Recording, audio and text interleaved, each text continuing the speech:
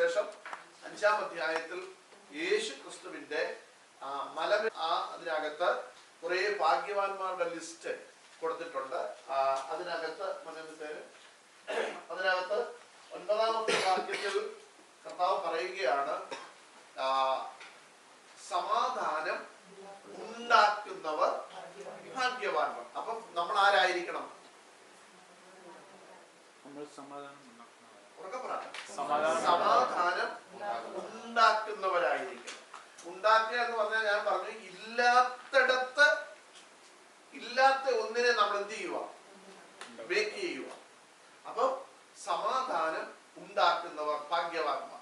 ആ വിഷയത്തെ കുറിച്ചാണ് നമ്മൾ പറഞ്ഞു വന്നത്. ഞാൻ ഇന്ന് അവിടെ നിന്നുകൊണ്ട് തന്നെ ചില കാര്യങ്ങൾ നമ്മൾ പഠിച്ചതുമായ ചില കാര്യങ്ങളോട് ഇന്ന് ഞാൻ ഇതിനകത്ത് ആഡ് ചെയ്യും. പുതിയതായിട്ട് കുഞ്ഞുങ്ങളൊക്കെ വന്നിട്ടുള്ളത് കൊണ്ട് നമ്മള് ആ ഭാഗങ്ങളൊക്കെ പഠിക്കുമ്പോൾ അവിടെ കർത്താവ് കൂടുതൽ ഉപയോഗിച്ചിരിക്കുന്ന ഒരു വാക്കുണ്ട്. ആരാന്നറിയോ? ആരെയാ? കപടഭക്തിക്കാരൻ. അല്ലേ? കപടഭക്തിക്കാരൻ. നിങ്ങൾക്ക് മലയാളം നല്ലപോലെ മനസ്സിലാവുന്നവരാണല്ലോ. ഓക്കെ. അപ്പൊ കപടഭക്തിക്കാരെന്ന കുറേ ഭാഗത്ത് കർത്താവ് പറഞ്ഞിട്ടുണ്ട്. നമ്മൾ മത്തായി സുവിശേഷം 6-ാം അധ്യായമാണ് നമ്മൾ പഠിച്ചുകൊണ്ടിരുന്നത്. അവിടെ പ്രാർത്ഥനയെ കുറിച്ചാണ് നമ്മൾ പഠിച്ചുകൊണ്ടിരുന്നത്. ആ പ്രാർത്ഥനയെ കുറിച്ച് നമ്മൾ പഠിച്ചത് കർത്താവ് പറഞ്ഞു, കപടഭക്തിക്കാരായ വ്യക്തികളെ കുറിച്ച് കർത്താവ് പറഞ്ഞു, അവരുടെ പ്രത്യേകത പറഞ്ഞു, രഹസ്യ പ്രാർത്ഥനക്കാരുടെ പ്രത്യേകത പറഞ്ഞു. അല്ലേ? കപടഭക്തിക്കാരുടെ പ്രത്യേകത തന്നെ അവർ ഒന്ന് മനുഷ്യർ കാണേണ്ടതിനാണ് അവരെന്ത് ചെയ്യുന്നത്? പ്രാർത്ഥിക്കുന്നത്. അവര് ആരോടല്ല പ്രാർത്ഥിക്കുന്നത്? ദൈവത്തോടല്ല പ്രാർത്ഥിക്കുന്നത്. കാരണം അവരുടെ പ്രാർത്ഥന എവിടെ ചെല്ലുന്നില്ല? സ്വർഗത്തിൽ ചെല്ലുന്നില്ല. നമ്മളെല്ലാം പ്രാർത്ഥിക്കുന്നത് എന്തിനാ? നമ്മളെന്തിനാ പ്രാർത്ഥിക്കുന്നത്? നമ്മുടെ പ്രാർത്ഥന എവിടെ എത്തണം? ദൈവസന്നിധിയിൽ എത്തണം. അതിനാണ് നമ്മളെല്ലാം പ്രാർത്ഥിക്കുന്നത്. പക്ഷേ ഇവിടെ കർത്താവ് പഠിപ്പിക്കുന്നത് സ്വർഗത്തിൽ എത്താത്ത പ്രാർത്ഥനയുമുണ്ട്, ഇവിടെ കിടക്കുന്ന കറങ്ങുന്ന പ്രാർത്ഥനയുമുണ്ട്. അപ്പൊ ആ പ്രാർത്ഥനയെ കുറിച്ച് കർത്താവ് പറയുകയാണ്, കപടഭക്തിക്കാരുടെ പ്രാർത്ഥന. അവരുടെ ഒന്നാമത്തെ പ്രത്യേകത അവിടെ കർത്താവ് പറഞ്ഞു, ഒന്ന്, അവർ മനുഷ്യന് കേൾക്കാൻ വേണ്ടി അവരെന്ത് ചെയ്യുന്നത്? പ്രാർത്ഥിക്കുന്നത്. രണ്ട്, അവർ മനുഷ്യർക്ക് വിളങ്ങേണ്ടതിന് പള്ളികളിലും തെരുക്കോണുകളിൽ നിന്ന് പ്രാർത്ഥിപ്പാൻ അവരെന്ത് ചെയ്യുന്നു? ഇഷ്ടപ്പെടുന്നു. കാരണം ഇത് കർത്താവ് പറഞ്ഞു തന്നത് യഹൂദന്മാരുടെ നിയമം അനുസരിച്ചാണ്, അല്ലെങ്കിൽ അവരുടെ ഒരു രീതി അനുസരിച്ചാണ് കർത്താവ് പറഞ്ഞേക്കുന്നത്. കർത്താവ് പറഞ്ഞ യഹൂദന്മാരുടെ ഒരു പ്രത്യേകതയായിരുന്നു ഈ പരസ്യമായിട്ട് ഒത്തിരി കാര്യങ്ങൾ ചെയ്യുക. ആർക്കെങ്കിലും എന്തെങ്കിലും, കർത്താവ് ഒരിക്കൽ പറഞ്ഞു, നിങ്ങൾ ആർക്കെങ്കിലും എന്തെങ്കിലും കൊടുക്കുവാണെങ്കിൽ നിങ്ങൾ എന്ത് ചെയ്യരുത്? കുഴൽ കുടിക്കരുത്. അപ്പൊ അവരുടെ ഒരു പ്രത്യേകതയായിരുന്നു, ആർക്കെങ്കിലും എന്തെങ്കിലും ഒന്ന് കൊടുക്കാൻ തുടങ്ങുന്നുണ്ടേ അതിനു മുമ്പേ എല്ലാവരുടെയും അറ്റൻഷൻ ഒന്ന് പിടിച്ചു പറ്റാൻ വേണ്ടി ഇവരെന്ത് ചെയ്യും? ഈ കുഴൽ കുടിക്കും. അപ്പൊ ഓർത്തോണം, ഇവിടെ ആരോ ആർക്കോ എന്തോ എന്ത് ചെയ്യുന്നുണ്ട്? കൊടുക്കുന്നുണ്ട്. അപ്പൊ അങ്ങനെ കർത്താവ് പറഞ്ഞു. അപ്പൊ ഇവരെ സംബന്ധിച്ച് പള്ളികളിലും തെരുക്കോണുകളിലും എന്ന് പറഞ്ഞാൽ ഈ രണ്ട് സ്ഥലത്തിന്റെ പ്രത്യേകത എന്താണെന്നറിയോ? ആൾക്കാർ കൂടുതലുള്ള സ്ഥലമാണ്, 10 പേര് കൂടുതൽ സ്ഥലമാണ്. അവിടെ നിന്നുകൊണ്ട് ഇവരെന്ത് ചെയ്യും? പ്രാർത്ഥിക്കും. ഉറക്ക ഭയങ്കരമായിട്ട് ഇവരെന്ത് ചെയ്യും? പ്രാർത്ഥിക്കും. അപ്പൊ കർത്താവ് എന്താ പറഞ്ഞേക്കുന്നത്? അടുത്തത്, അവർക്ക് പ്രതിഫലം കിട്ടിപ്പോയി എന്ന് ഞാൻ സത്യമായിട്ട് നിങ്ങളോട് പറയുന്നു. അപ്പൊ നോക്കിക്കേ, കപടഭക്തിക്കാരെ കുറിച്ച് പറഞ്ഞു, അവർ മനുഷ്യന് കാണാൻ വേണ്ടി, മറ്റുള്ളവർ ഞാനൊരു പ്രാർത്ഥിക്കുന്ന ആളാണെന്ന് അറിയാൻ വേണ്ടി, ഞാൻ ഭയങ്കര പ്രാർത്ഥന മനുഷ്യനാണെന്ന് അറിയിക്കാൻ വേണ്ടി പരസ്യമായിട്ട് എന്ത് ചെയ്യുന്നു? പ്രാർത്ഥിക്കുന്നു. അപ്പൊ അവർക്ക് എന്തില്ല? പ്രതിഫലമില്ല. അപ്പൊ നോക്കി, നമ്മുടെ പ്രാർത്ഥന നമ്മൾ എന്തിനാ പ്രാർത്ഥിക്കുന്നത് എന്നുള്ളത് ഓർത്തോണം. നമ്മൾ പ്രാർത്ഥിക്കുന്നത് എന്തിനാ? കർത്താവ് എന്നാ പറഞ്ഞേ? അവരങ്ങനെ ചെയ്യുന്നത് കൊണ്ട് അവർക്ക് എന്തില്ല? പ്രതിഫലമില്ല. അടുത്ത വാക്യം നിങ്ങൾ ശ്രദ്ധിക്കണം. നീയോ പ്രാർത്ഥിക്കുമ്പോൾ, ഞാൻ കഴിഞ്ഞ ആഴ്ച പറഞ്ഞു തോന്നുന്നു, ഇത് വ്യക്തിപരമാ പ്രാർത്ഥന. നീയോ അല്ലേ? ഒരു മിനിറ്റ്, വ്യക്തിപരമാ. അപ്പൊ പ്രാർത്ഥന എല്ലാവർക്കും വേണം. ഒരാൾക്ക് മാത്രമുള്ളതല്ല, കുറെ ഗ്രൂപ്പിന് കൊടുത്തേക്കുന്നതല്ല, ഒരു സഭയ്ക്ക് കൊടുത്തേക്കുന്നതല്ല. കർത്താവ് ഇവിടെ ഒരു സഭയുടെ പേര് പറഞ്ഞില്ല. കർത്താവ് ഒരു രാജ്യക്കാരുടെ പേര് ഇവിടെ പറഞ്ഞില്ല. ഇൻഡിവിജ്വൽ. നീയോ, ജുബിനാണെങ്കിൽ ജുബിൻ, ശാലോമാണെങ്കിൽ ശാലോ, ഞാനാണെങ്കിൽ ഞാൻ. ഓരോ വ്യക്തിയോട് പറയുക, നീയോ പ്രാർത്ഥിക്കുമ്പോൾ എന്ത് ചെയ്യണം? അറയിൽ കടന്ന് വാതിലടച്ച് രഹസ്യത്തിലുള്ള നിന്റെ പിതാവിനോട് പ്രാർത്ഥിക്കുക. ഈ കർത്താവ് നമ്മളെ കാണുന്നത് എപ്പോഴും ഓർത്തോണം. 10 പേര് കൂടുതലെടുത്ത് വെച്ചല്ല, എപ്പോഴെങ്ങനെയാ കർത്താവ് നമ്മളെ നോക്കുന്നത്? നമ്മുടെ രഹസ്യത്തിൽ. കർത്താവ് നമ്മളെ കാണാൻ ആഗ്രഹിക്കുന്നത് രഹസ്യമായിട്ടാണ്. മനസ്സിലായോ? ഇവിടെ പറയുന്നു, നീയോ പ്രാർത്ഥിക്കുമ്പോൾ അറയിൽ കടന്ന്. ഞാൻ കഴിഞ്ഞ ആഴ്ച പറഞ്ഞു തോന്നുന്നു, യഹൂദരെ സംബന്ധിച്ച് അവര് പ്രാർത്ഥനയ്ക്കായിട്ട് ഒരു ചെറിയ സ്ഥലമുണ്ട്. അത് ചിലപ്പോൾ കുറെ സാധനങ്ങളൊക്കെ വെച്ചിരിക്കുന്ന ഒരു ഭാഗമായിരിക്കാം. എന്താണെങ്കിലും അവർക്കൊരു പ്രത്യേക സ്ഥലമുണ്ട്. അതുകൊണ്ടാണ് ഇവിടെ പറഞ്ഞിരിക്കുന്നത്, അറയിൽ കടന്ന് അടച്ച് നീ എന്ത് ചെയ്യണം? രഹസ്യത്തിലുള്ള നിന്റെ പിതാവുമായിട്ട് എന്ത് ചെയ്യണം? പ്രാർത്ഥിക്കാം. കാരണം ഈ കർത്താവ്, നേരത്തെ മുമ്പത്തെ വാക്യം നമ്മൾ പറഞ്ഞു, കർത്താവ് പരസ്യമായിട്ട് പ്രാർത്ഥിക്കുന്നവർക്ക് എന്തില്ല? പ്രതിഫലമില്ല. പക്ഷെ ഇവിടെ പറയുകയാണ്, രഹസ്യത്തിൽ കാണുന്നതിന്റെ പിതാവ് നിനക്ക് പ്രതിഫലം തരും. അപ്പൊ ശ്രദ്ധിച്ചേ, ഈ രഹസ്യത്തിൽ കാണുക എന്ന് പറഞ്ഞാൽ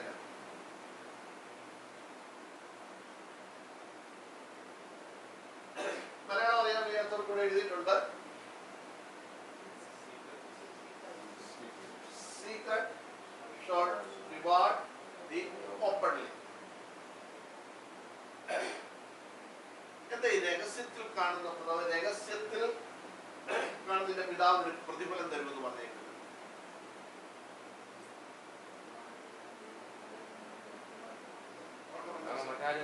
ഒരു മിനിറ്റ്.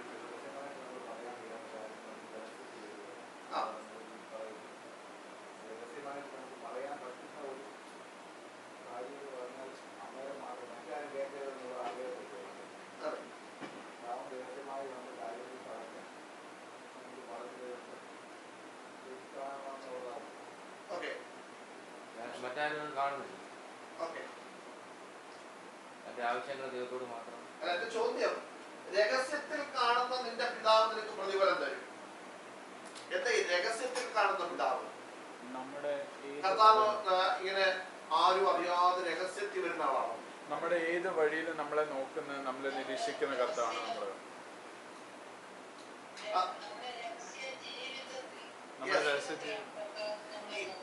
നമ്മൾ ഈ പ്രാർത്ഥിക്കുന്ന സമയത്ത് നമ്മൾ ആരാ? വിശുദ്ധൻ. നമ്മൾ ഭയങ്കര, നമുക്കിപ്പോ എന്തെങ്കിലും ഒരു വിഷയം വന്നു കഴിഞ്ഞാൽ പിന്നെ നമ്മളെ പോലെ വിശുദ്ധന്മാരും നമ്മളെ പോലെ നല്ലവരും വേറെ ഇല്ല. കാരണം എന്താണെന്നറിയാം? ഇത് ദൈവത്തെ കളിപ്പിക്കുന്ന ഒരു പരിപാടിയാണ്. കാരണം നമ്മളിപ്പോ എന്തിനാ ഈ പാവം കളിക്കുന്നത്? ദൈവത്തെ എങ്ങനെങ്കിലും നമ്മുടെ നാടൻ ഭാഷ പറഞ്ഞാൽ കുപ്പിയിലിറക്കി നമുക്ക് എന്ത് ചെയ്യണം? അതതിന്റെ കറക്റ്റ് കാര്യം. കേട്ടിട്ടുണ്ടല്ലോ ആ വാക്ക്. അപ്പൊ ഇതിനാ നമ്മൾ കർത്താവിന് മുമ്പിൽ എന്ത് കളിക്കുന്നത്? ഭക്തൻ കളിക്കുന്നതും പാവം കളിക്കുന്നതും. മനസ്സിലായോ? അപ്പം നമ്മളിപ്പോ നോക്കുന്നുണ്ട്, നിങ്ങളെ നോക്കുമ്പോൾ എനിക്ക് ഭയങ്കര ആവശ്യമുണ്ട്. അപ്പോഴത്തേക്ക് ഞാനങ്ങ് താണു വീട് കരഞ്ഞ് അങ്ങ് പ്രാർത്ഥിക്കും, കർത്താവേ അങ്ങ് മാത്രമേ ഉള്ളൂ എന്നെ സഹായിക്കാൻ, വേറെ ആരുമില്ല എന്നൊക്കെ പറഞ്ഞ് ഇങ്ങനെ അങ്ങ് കരഞ്ഞ് പ്രാർത്ഥിക്കുക. കാണുന്ന ഒരാള് അല്ലെങ്കിൽ കേൾക്കുന്ന ഒരാൾ കേൾക്കും, ഈ മനുഷ്യനെ പോലെ ഭക്തനായ ഒരു മനുഷ്യൻ, പാവം പിടിച്ച ഒരു മനുഷ്യൻ, ഈ പുള്ളി മാത്രമേ വേറെ ആരുമില്ലെന്ന് വിചാരിക്കും.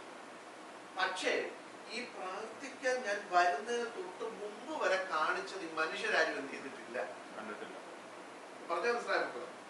മനുഷ്യരാരും എന്ത് ചെയ്തിട്ടില്ല, കണ്ടില്ല. അതാര് കണ്ടായിരുന്നു? ഈ വരുന്നതിന് മുമ്പ് കാണിച്ച സകല അഭ്യാസം ആര് കണ്ടു? കർത്താവ് കണ്ടു. എന്നിട്ടാണ് നമ്മൾ എവിടോട് എന്നിങ്ങനെ വളരെ ഭക്തിയോടെ എന്ത് ചെയ്ത് കണ്ണടച്ച് ഇങ്ങനെ നിന്നത്.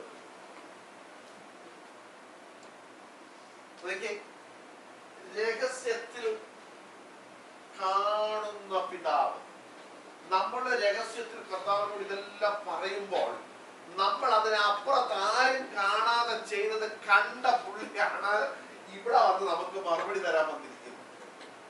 ഞാൻ പറഞ്ഞത് മനസ്സിലായോ? സംശയം ഉണ്ടോ ആർക്കെങ്കിലും? ഞാൻ പറഞ്ഞത് മനസ്സിലായോ? നമ്മൾ ഈ രഹസ്യത്തിൽ നമ്മുടെ വിഷയത്തിന് വേണ്ടി പ്രാർത്ഥിക്കാനായിട്ട് ചെന്നപ്പം നമ്മൾ വിചാരിക്കുന്ന അന്നേരം മാത്രം ആ കർത്താവ് നമ്മളെ കണ്ടതെന്നാണ് നമ്മളെല്ലാം ചിന്തിക്കുന്നത്. ഈ കർത്താവ് ഒരിക്കലും ഒരു വ്യക്തിയോട് പറഞ്ഞു, നീ അത്തിയുടെ കീഴിൽ ഇരിക്കുമ്പോൾ ഞാൻ നിന്നെ കണ്ടു എന്നൊരാളിനോട് പറഞ്ഞു. ഓർമ്മയുണ്ടോ? അതിനെ കുറിച്ച് പറഞ്ഞു.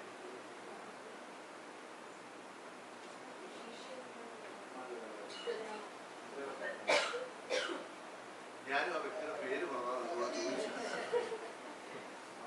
പറഞ്ഞോ?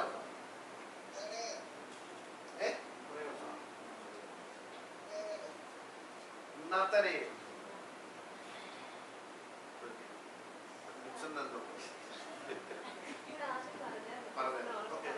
ശ്രദ്ധിച്ചോണം, നത്തനയേൽ യേശുവിന്റെ അടുക്കൽ, ഞാൻ ആ പേര് വിട്ടു,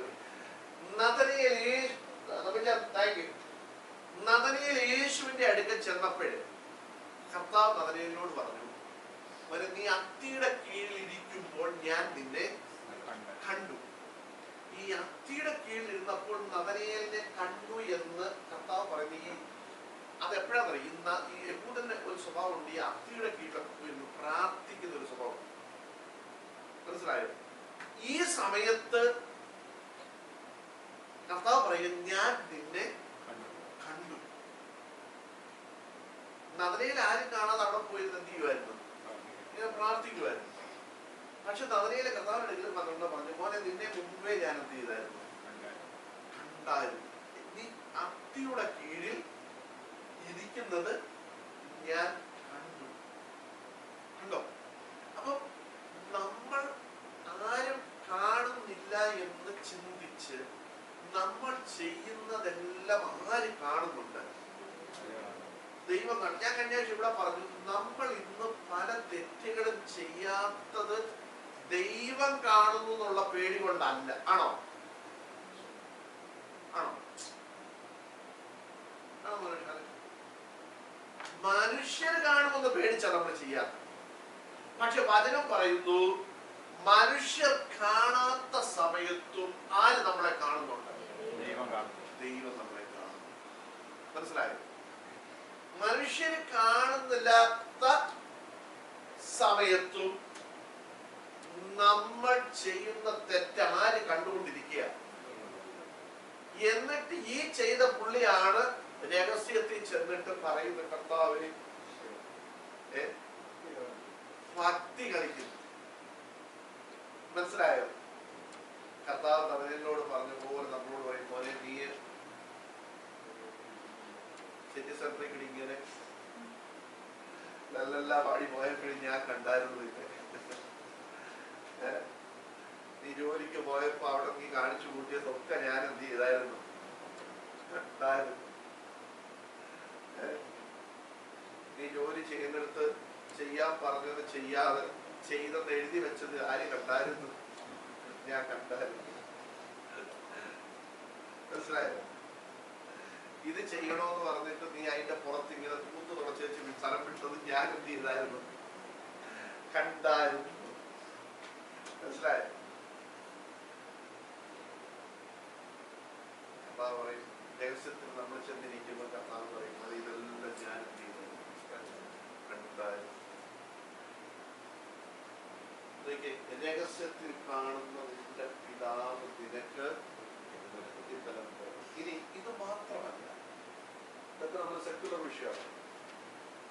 കർത്താവ് നമ്മൾ പ്രാർത്ഥിക്കാൻ നമുക്ക് ഈ കർത്താവിനെ ആവശ്യം വരുന്നതല്ല എപ്പോഴാണ്? നമ്മുടെ ആവശ്യം. ഞാൻ ഇവിടെ പറഞ്ഞു, ഞാൻ മുമ്പേ പറഞ്ഞല്ല, പഠിച്ച കാര്യങ്ങളൂടെ പറയുമെന്ന്. നമുക്ക് കർത്താവിനെ, ദൈവത്തെ ആവശ്യം വരുന്നത് എപ്പോഴാണ്? നമ്മുടെ ആവശ്യം വരുമ്പോഴാണ് നമുക്ക് ആരെയാ വേണ്ടത്. നമുക്ക് ആവശ്യമൊന്നും ഇല്ലെങ്കിൽ നമുക്ക് ആരെ ആവശ്യമില്ല, ദൈവത്തെ ആവശ്യമില്ല. അതുകൊണ്ടാണ് ദൈവത്തിൽ നമ്മൾ വായിക്കുന്നത്, ദൈവത്തെ അന്വേഷിക്കുന്ന ബുദ്ധിമാനുണ്ടോ എന്ന് കാണുവാൻ ദൈവം സ്വർഗത്തിൽ നിന്ന് മനുഷ്യപുത്രന്മാരെ നോക്കുന്നു. സങ്കീർത്തനത്തിലെ ഒരു വാക്യമാണ്. അപ്പൊ ദൈവത്തെ അന്വേഷിക്കുക കണ്ടോ. അപ്പൊ നമ്മുടെ ആവശ്യത്തിൽ മാത്രം അന്വേഷിക്കുന്നതല്ല കർത്താവ് പറഞ്ഞത്. സന്തോഷകാലത്തും സുഖകാലത്തും ദുഃഖവേളയിലും നിങ്ങൾ കർത്താവിനെ അന്വേഷിക്കുന്നവരായിരിക്കണം എന്ന കർത്താവ് ആഗ്രഹിക്കുന്നത്.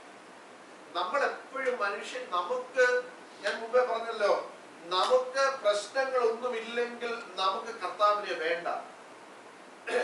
നമുക്ക് പ്രശ്നങ്ങളൊന്നുമില്ലെങ്കിൽ നമുക്ക് പ്രാർത്ഥന വേണ്ട. നമുക്ക് പ്രശ്നങ്ങളൊന്നുമില്ലെങ്കിൽ നമുക്ക് ബൈബിൾ വായന വേണ്ട. ഇതാണ് നമ്മുടെ പോളിസി. എന്നാൽ ഞാൻ പറയട്ടെ, ഏതു സമയത്തും നാം കർത്താവുമായിട്ടുള്ള ബന്ധത്തിലായിരിക്കണം. ഏതു സമയത്തും നിങ്ങൾ ജോലി ചെയ്യുമ്പോൾ നിങ്ങൾക്ക് കർത്താവുമായിട്ട് ബന്ധത്തിലിരിക്കാം. നിങ്ങൾ പഠന സമയത്താണെങ്കിൽ നിങ്ങൾക്ക് കർത്താവുമായിട്ടുള്ള ബന്ധത്തിലിരിക്കാം. നിങ്ങൾ ഭവനത്തിലായിരിക്കണം, നിങ്ങൾ യാത്ര ചെയ്യുമ്പോൾ നിങ്ങൾക്ക് കർത്താവുമായിട്ടുള്ള ബന്ധത്തിലിരിക്കാം. ഞാനും കർത്താവുമായിട്ടുള്ള ബന്ധം സീസണൽ റിലേഷൻ അല്ല, അത് മനസ്സിലാക്കിക്കോണം. ഞാനും ദൈവവുമായിട്ടുള്ള ബന്ധം. ഞാൻ ചോദിക്കട്ടെ, നമ്മൾ ദൈവത്തിൽ പഠിച്ചു, നാമ മക്കളാണ് അല്ലെ? നാം മക്കളെങ്കിലും അവകാശം നമ്മൾ വായിച്ചത്. അപ്പാ പിതാവേ എന്ന് വിളിക്കുവാനുള്ള പുത്രത്വത്തിന്റെ അവകാശം തന്നുവെന്നാണ് റോമാലേഖനത്തിൽ നമ്മൾ വായിച്ചത്. നമ്മൾ ദൈവ മക്കളായി തീർന്നു. ഞാൻ ചോദിക്കട്ടെ, ഞാനും എന്റെ അപ്പനും തമ്മിൽ സീസണൽ റിലേഷൻ ആണോ? അല്ലെങ്കിൽ നിങ്ങളും നിങ്ങളുടെ പേരൻസുമായിട്ട് സീസണൽ റിലേഷൻ ആണോ? അല്ല. ജീവനുള്ള കാലത്തോളം, ഈ ഭൂമിയിലെ ആയതുകൊണ്ട് ജീവനുള്ള കാലത്തോളം അപ്പനും മക്കളും എന്നുള്ള റിലേഷൻ സീസണൽ അല്ല, അത് പെർമനന്റ് അല്ലേ? അങ്ങനെയാണെങ്കിൽ എന്റെ അപ്പൻ, എന്റെ പിതാവായ ദൈവവുമായിട്ടുള്ള ബന്ധം സീസണൽ ആകരുത്. ഞാൻ പറഞ്ഞു മനസ്സിലായോ?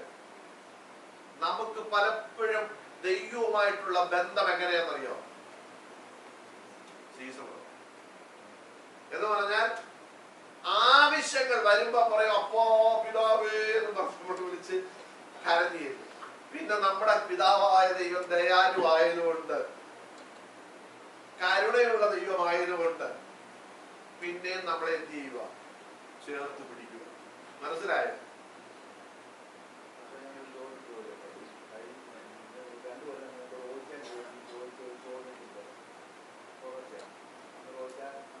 ഇതുമായിട്ട് ബന്ധപ്പെട്ടാണല്ലോ അല്ലേ?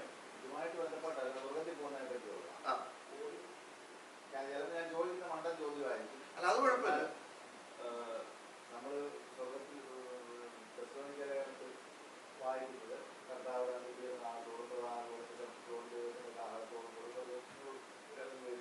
ക്രിസ്തുവിൽ മരിച്ചവർ മുമ്പ് ഉയർത്തെഴുന്നേൽക്കുകയും പിന്നെ ജീവനോടെ ശേഷിക്കുന്നതാണ്. ഈ കാഹളനാഥം കേൾക്കുമ്പോൾ നമ്മളിവിടെ ജീവിച്ചിരിക്കുകയാണെന്ന് വിചാരിച്ചു. നമ്മുടെ വീട്ടിൽ നിന്ന് എല്ലാവരും പോവാം. 4 പേര്, ഞങ്ങൾ 4 പേരുണ്ട്. 4 പേര് പോവാണ്. ഈ 4 പേരും ഒരുപോലാണോ? 4 പേരും ഒരുപോലാണോ? ഒരേ സ്ഥലത്തോട്ടാണോ പോകുന്നത്? അതിനുള്ള സംശയമല്ല. അത് ഞാൻ ചോദിക്കുന്നത്, 4 പേര് നമ്മൾ പോകുന്ന പോക്ക് നമ്മൾ 4 പേര് ഒന്നിച്ചാണോ? നമ്മൾ ചോദിച്ച ഭാഷ ഓർക്കുന്നുണ്ടോ അറിയത്തില്ല. നമ്മളിന്ന് കളിയാക്കി പകുതി പേര് പോകും, പകുതി പേര് പോകത്തില്ല. ചോദിച്ചാൽ സങ്കടപ്പെട്ടത് ഓർക്കുന്നുണ്ടോ? അങ്ങനല്ല, ഗ്രേഡ് അനുസരിച്ചിട്ട് പോകുള്ളൂ. ചോദിക്കാനുള്ള കാരണം, നമ്മൾ 4 പേര് ഇപ്പം ചോദിച്ചാൽ അവര് എല്ലാവരും പോകുന്നത് എല്ലാം ഒരേ സ്ഥലത്തോട്ട് തന്നെയാണ് പോകുന്നത്. ചോദ്യം കഴിഞ്ഞോ? ഒന്നാമത് നമ്മൾ അറിഞ്ഞിരിക്കേണ്ട ഒരു കാര്യം, ദൈവവചനത്തിൽ നമ്മൾ വായിക്കുന്നത് കാഹളം ധ്വനിക്കും, മരിച്ചവർ അക്ഷയരായി ഉയർത്തും എന്ന് പറഞ്ഞാൽ, അക്ഷയം എന്ന് പറഞ്ഞാൽ ക്ഷയമില്ലാത്ത, അതായത് ഇപ്പൊ മരിച്ച കുഴി കൊണ്ടുവച്ച ശരീരം എന്ന് പറയുന്നത് ക്ഷയമുള്ളതാണ്, ക്ഷയിച്ചു പോകുന്നതാണ്. നമ്മള് മണ്ണിനോട് ചേരുന്ന അതിന്റെ കാരണം ഇത് എവിടെ നിന്ന് എടുത്തതാണ്? മണ്ണിൽ നിന്ന് എടുത്തത് കൊണ്ട് നമ്മള് മരണം അടക്ക സമയത്ത് പറയും നിന്നെ മണ്ണിൽ നിന്ന് എടുത്തുകൊണ്ട് നീ മണ്ണിലേക്ക് തന്നെ ചേരൂ എന്ന് പറഞ്ഞ് നമ്മളെല്ലാം നമ്മുടെയൊക്കെ നാട്ടില് ഇവിടെ എല്ലാം മണ്ണ് വാരിയിട്ട് നമ്മൾ എന്ത് ചെയ്യും? തിരിച്ചു പോരും. ഇത് എന്തിനു കൊടുത്തിട്ട്? മണ്ണിന് കൊടുത്തു. കാരണം എന്താ? കാരണം ഉൽപ്പത്തി പുസ്തകം തന്നെ പറഞ്ഞത് നിന്നെ മണ്ണിൽ നിന്ന് എടുത്തോണ്ട് നീ മണ്ണിനോട് ഒരു ദിവസം എന്ത് ചെയ്യും? ചേരുമെന്ന് പറഞ്ഞു. ഓക്കെ, ഈ മണ്ണിനോട് ചേരുമ്പോൾ തന്നെ അക്ഷയരായി ഉയർത്തെഴുന്നേൽക്കുമെന്ന് പറയുമ്പോൾ ഉയർത്തെഴുന്നേൽക്കുന്ന ബോഡി എന്ന് പറയുന്നത് ക്ഷയമില്ലാത്തതാണ്, അക്ഷയമായതാണ്. ഓക്കെ, ഈ ക്ഷയമില്ലാത്ത ബോഡിയെ സംബന്ധിച്ച് ലോക ചിന്തകൾ അവിടെ ഇല്ല, റിലേഷൻ അവിടെ എന്തില്ല, പ്രാധാന്യമില്ല. ഭാര്യയും ഭർത്താവും എന്നുള്ള ചിന്ത അവിടെ ഇല്ല, അപ്പനും മക്കളും എന്നുള്ള ചിന്ത അവിടെ ഇല്ല. ഇനി ബേസ്ബോൾ ചോദിച്ച ചോദ്യം ജീവനോടിരിക്കുന്നവരുടെ വിഷയമാണ്. ജീവനോടിരിക്കുന്നവർ നമ്മുടെ ദൈവത്തിൽ വായിക്കുന്നത് കർത്താവ് ഗംഭീരനാഥത്തോടും പ്രധാന ദൂതന്റെ ശബ്ദത്തോടും ദൈവത്തിന്റെ കാഹളത്തോടും കൂടെ സ്വർഗത്തിൽ നിന്ന് ഇറങ്ങി വരികയും ക്രിസ്തുവിൽ മരിച്ചവർ മുമ്പ് ഉയർത്തെഴുന്നേൽക്കുക പിന്നെ ജീവനോട് ശേഷിക്കുന്ന നാം എല്ലാവരും എന്ന് പറഞ്ഞാൽ, ഉദാഹരണം ബേസ്ബോളിന്റെ വീട്ടിൽ 4 പേരുണ്ടെങ്കിൽ ഈ 4 പേരും എന്ത് ചെയ്യും? എടുക്കപ്പെടും. എടുക്കപ്പെടുന്നത് ജീവനോടിരിക്കുവാണല്ലോ. ഈ പോകുന്നത് എങ്ങോട്ടാ? കർത്താവിന്റെ അടുക്കലേക്കാണ്.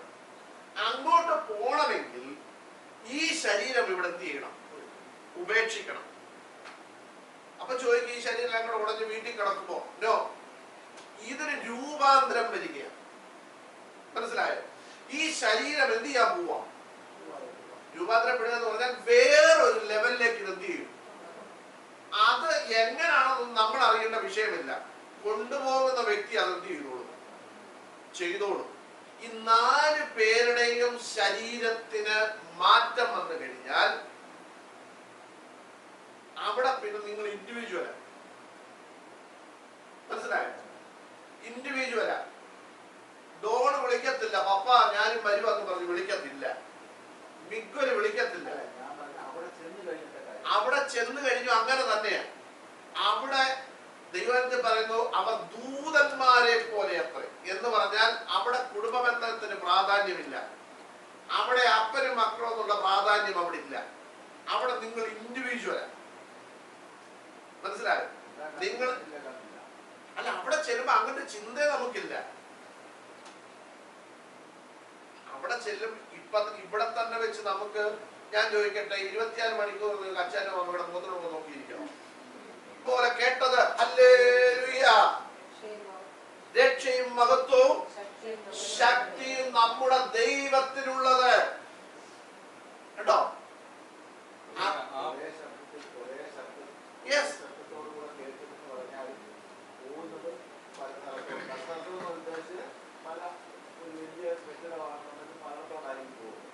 അല്ല, നമ്മളിപ്പം അവിടെ ചെന്ന് അവിടത്തേക്ക് നമ്മള് കെട്ടിടം എങ്ങനെയാണെന്നോ നമ്മളെ ദൈവത്തെ ആരാധിക്കുന്നൊന്നും നമ്മളെ ദൈവത്തിൽ എഴുതിയിട്ടില്ല.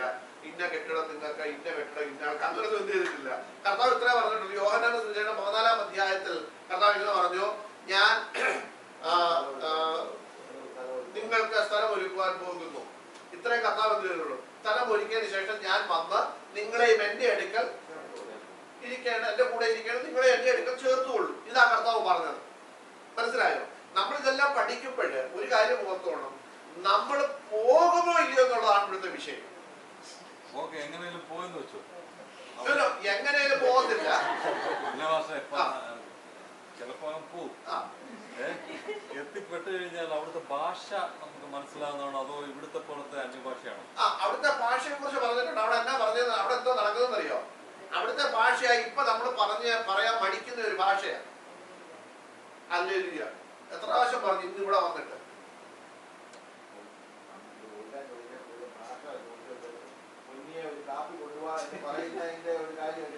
അവിടെ പൊന്നിയില്ല, റോസ്റ്റോന്നില്ല, സെലിനില്ല.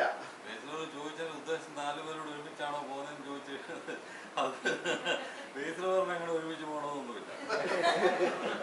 അല്ല, അത് ഇൻഡിവിജ്വലാ. കർത്താവ് ഇതെല്ലാം ഇവിടുത്തെ ഈ പിണക്കങ്ങളും. ഇനി വേറെ കാര്യം, ഈ ഒരുമിച്ച് ഇവിടെ പോകാൻ താല്പര്യമില്ലാത്ത പുള്ളി അങ്ങോട്ട് കൊണ്ടുപോകും. ഒന്നിക്കാൻ പറ്റുന്നില്ലെങ്കിൽ അവിടെ ചെല്ലുമ്പോഴും പോകുന്ന വഴിക്ക് ഒരു മാറുമല്ലോ ഉണ്ടെങ്കിലും നിങ്ങൾ അതോടെ ഓർത്തോണം. ഇവിടെ കുടുംബത്തിൽ നമുക്ക് ഒന്നിക്കാൻ പറ്റുന്നില്ലെങ്കിൽ അവര് പോകുന്ന കാര്യം ഇച്ചിരി കഷ്ടോ, ഇച്ചിരി പ്രയാസോ. മനസ്സിലായോ? എപ്പോഴും ഒന്നിച്ച് പോകുന്നില്ല. ഞാൻ ഒരാളെ കുറിച്ചല്ല പറഞ്ഞത്, പൊതുവെ ഉള്ള കാര്യമാണ് പറഞ്ഞത്. അല്ല, എല്ലാ കുടുംബത്തിലും ഓരോരുത്തരും നോക്കി കഴിഞ്ഞാൽ അവിടെ എന്തെങ്കിലുമൊക്കെ പൊട്ടിത്തെറി കാണത്തില്ല. അല്ല, ആ പൊട്ടിത്തെറി എല്ലായിടത്തും ഉണ്ട്. പൊട്ടിത്തെറി ഇല്ലാത്ത ഏതെങ്കിലും ഫാമിലി ഉണ്ട്? പൊട്ടിത്തെറി എന്ന് പറഞ്ഞാൽ അതിഗംഭീരമായിട്ടുള്ള പൊട്ടിത്തെറിയല്ല. അല്ല, നിങ്ങൾ പൊട്ടിത്തെറിച്ചോ, തീർച്ചയായും വീടിന് വെളിയിൽ പോകരുത്. പൊട്ടിത്തെറിച്ച് വീടിനകത്ത് കിടക്കണം. അത് ആ പൊട്ടിത്തെറിച്ച് കോടതിയിലേക്കും മറുനാടൻ മലയാളിയിലേക്കും എന്ത് ചെയ്യരുത്, പോകരുത്. പൊട്ടിത്തെറിച്ച് വീടിനകത്ത് ഈ നമ്മള് ഈ ദൈവവചനം പഠിക്കുമ്പോഴേ ഈ കോപത്തെ കുറിച്ച് ദൈവവചനത്തിൽ പറയുന്നുണ്ട്. കോപിച്ചാൽ ബാക്കി അറിയോ? പാപം ചെയ്യരുത്. ബാക്കി അറിയോ? സൂര്യൻ അസ്തമിക്കുമ്പോഴും നിങ്ങളുടെ കോപം നിങ്ങൾ എന്ത് ചെയ്യരുത്, വെച്ചുകൊണ്ടിരിക്കരുത്. അപ്പൊ കോപം നമുക്ക് വരാം, ചില വിഷയങ്ങളില് വരാം. എന്നാൽ ഈ കോപം എന്തായിട്ട് മാറരുത്, പാപമായിട്ടല്ല, പാപം ചെയ്യുന്നതിലേക്ക് അതെന്ത് ചെയ്യരുത്, പോകരുത്. മനസ്സിലായോ? നമ്മൾ ഈ ക്രിസ്ത്യൻ ലൈഫ് എന്ന് പറഞ്ഞാൽ അത്ര ഈസി അല്ല. ഞാനതാ കഴിഞ്ഞ ആഴ്ച പറഞ്ഞത്, ഈ കോപം നമ്മൾ കൺട്രോൾ ചെയ്യാൻ നമുക്ക് പറ്റത്തില്ല. പക്ഷേ നമുക്ക് തന്ന പരിശുദ്ധാത്മാവിനാൽ ഈ കോപത്തെ നമുക്ക് എന്ത് ചെയ്യാൻ പറ്റും. അതിനകത്ത് ഈ കർത്താവ് പറഞ്ഞത്, ഞാൻ പോകുന്നതല്ല, ഞാൻ കാര്യസ്ഥലത്തെ പരിശുദ്ധാത്മാവ് നിങ്ങളുടെ അടുക്കലേക്ക് എന്ത് ചെയ്യത്തില്ല, വരത്തില്ല. പുള്ളി കാര്യസ്ഥല. പുള്ളി പറഞ്ഞു തരും, മോനെ കോപിക്കണ്ട, കൂടുതൽ കോപിക്കണ്ട, അതിനെ പിടിച്ചു എന്ന് പറഞ്ഞ് പരിശുദ്ധാത്മാവ്, ഞാൻ പറഞ്ഞില്ലേ, ഇതിനാ പരിശുദ്ധാത്മാവിനെ പ്രാപിച്ചത്. നമ്മുടെ എല്ലാം ഒരു മെജോറിറ്റിയുടെ ചിന്ത എന്ന് പറയുന്നത് പാട്ടുപാടി കൈയടിച്ച് അന്യഭാഷ പറയാൻ ആ പരിശുദ്ധാത്മാവ് പറഞ്ഞു. യെസ്, അന്യഭാഷ പറഞ്ഞു. പക്ഷേ കോപത്തെ നിനക്ക് കൺട്രോൾ ചെയ്യാൻ പറ്റുന്നില്ലെങ്കിൽ നീ പ്രാപിച്ച അന്യഭാഷ കൊണ്ട് എന്തില്ല പ്രയോഗം. നീ പറഞ്ഞ അന്യഭാഷ കൊണ്ട് പ്രത്യേകിച്ച് ഗുണമൊന്നുമില്ല. മനസ്സിലായോ? ഈ പരിശുദ്ധാത്മാവിനെ പ്രാപിച്ച് നിന്റെ കോപത്തെ നിനക്ക് മെയിൻറ്റെയിൻ ചെയ്യാൻ പറ്റുന്നില്ലെങ്കിൽ, നിനക്ക് അതിനെ കൺട്രോൾ ചെയ്യാൻ പറ്റുന്നില്ലെങ്കിൽ, കോപം വരുന്ന സമയത്ത് അതിനെ വിഴുങ്ങാൻ നിനക്ക് പറ്റുന്നില്ലെങ്കിൽ,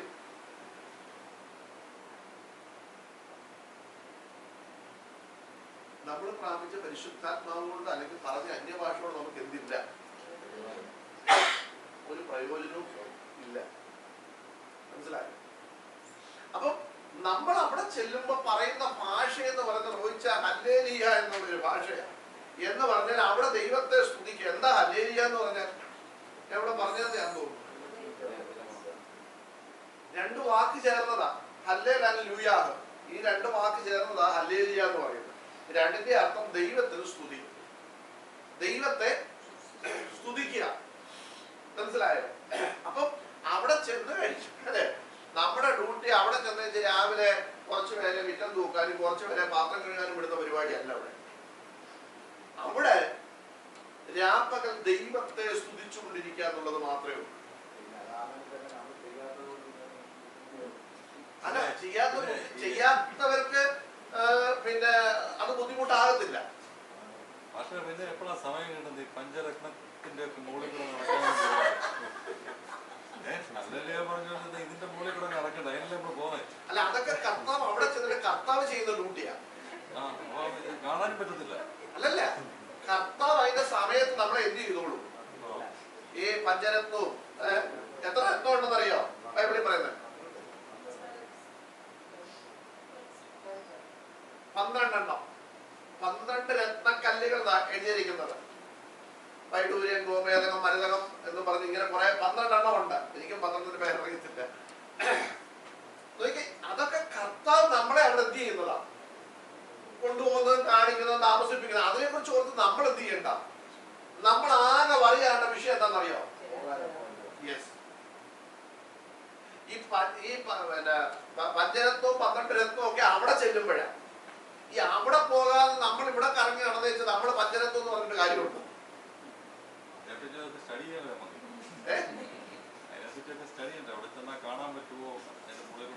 ഇതെല്ലാം കാണാനും പറ്റും, ഇതെല്ലാം അനുഭവിക്കാനും പറ്റും, ഇതെല്ലാം നമുക്ക് അവിടെ ജീവിക്കാനും എല്ലാം പറ്റും.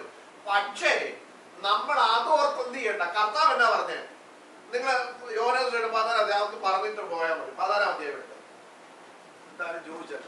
ഇനി വേറെ ചോദിച്ചത് 14 പക്ഷെ വേറൊരു കാര്യം കൂടെ, തിരുസഭയിലെ പാസ്റ്ററും അസിസ്റ്റന്റ് പാസ്റ്ററും തമ്മിൽ അടിവെച്ച് പിരിഞ്ഞാൽ, ഒറ്റ ദിവസം 2 ദിവസം കൊണ്ട് പിരിഞ്ഞു കഴിഞ്ഞാൽ ഇവർക്ക് ഈ സ്ഥലത്ത് എല്ലാം പറ്റും.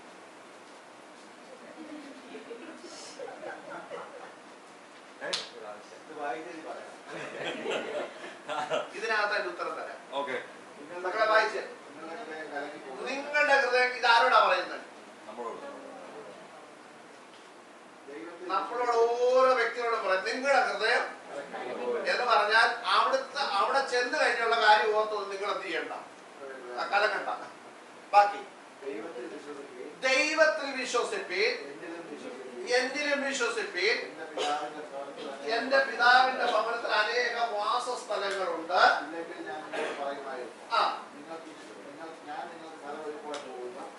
ഞാൻ പോയി നിങ്ങൾക്ക് സ്ഥലം ഒരുക്കാൻ ഞാൻ ഇരിക്കുന്നിടത്ത് നിങ്ങൾ ഇരിക്കേണ്ടത് പിന്നെയും നിങ്ങളെ എന്റെ അടുക്കൽ ചേർത്തുകൊള്ളും. ഞാൻ പോകുന്നിടത്തേക്കുള്ള വഴി നിങ്ങൾ അറിയുന്നു. മതി.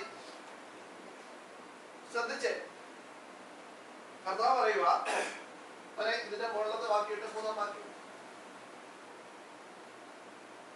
ഞാൻ പോയി, ഈ വാക്യം നിങ്ങൾ ശ്രദ്ധിച്ചോണം. ഞാൻ പോയി നിങ്ങൾക്ക് സ്ഥലം ഒരുക്കിയാൽ ഞാൻ ഇരിക്കുന്ന ഇടത്ത് നിങ്ങളും ഇരിക്കേണ്ടതിന് പിന്നെയും വന്ന്. ഈ വാക്യം നിങ്ങൾ ശ്രദ്ധിച്ചോണം. ആരാ സ്ഥലം ഒരുക്കുന്നത്? അപ്പം നമുക്ക് സ്ഥലത്തെ കുറിച്ച് ഇനി അറിയാനുള്ള ആവശ്യമുണ്ടോ? ആരാ പറഞ്ഞ ഒരുക്കിക്കോളാം? കർത്താവ്. അപ്പൊ ഇനി സ്ഥലത്തെ കുറിച്ച് നമ്മൾ എന്ത് ചെയ്യണ്ട? ഓൾറെഡി അവിടെ ഒരുക്കിയിട്ടുണ്ട്. റോയിച്ചാന്റെ സ്ഥലം അവിടെ ഒരുക്കിയിട്ടുണ്ട്. അതോ ഇനി വന്നിട്ട് പോയിട്ട് വേണം ഒരുക്കാൻ? അല്ലല്ലോ. അല്ല, കർത്താവ് പറഞ്ഞ ഞാൻ പോയി. അപ്പൊ കർത്താവ് എന്ത് ചെയ്തു? പോയി.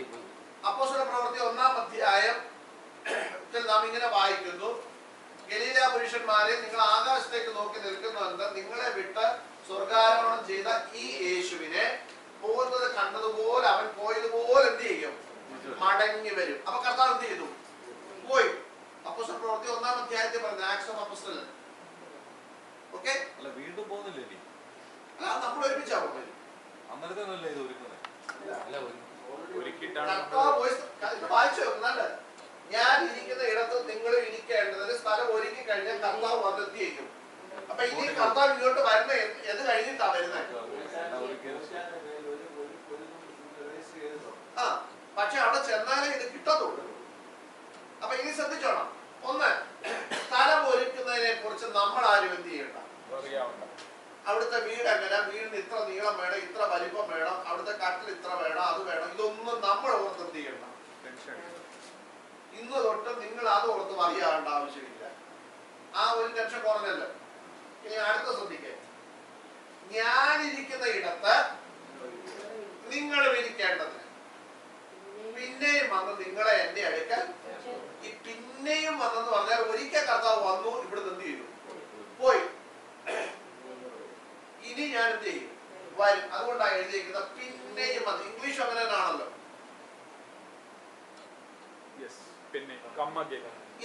പിന്നെയും വന്ന്.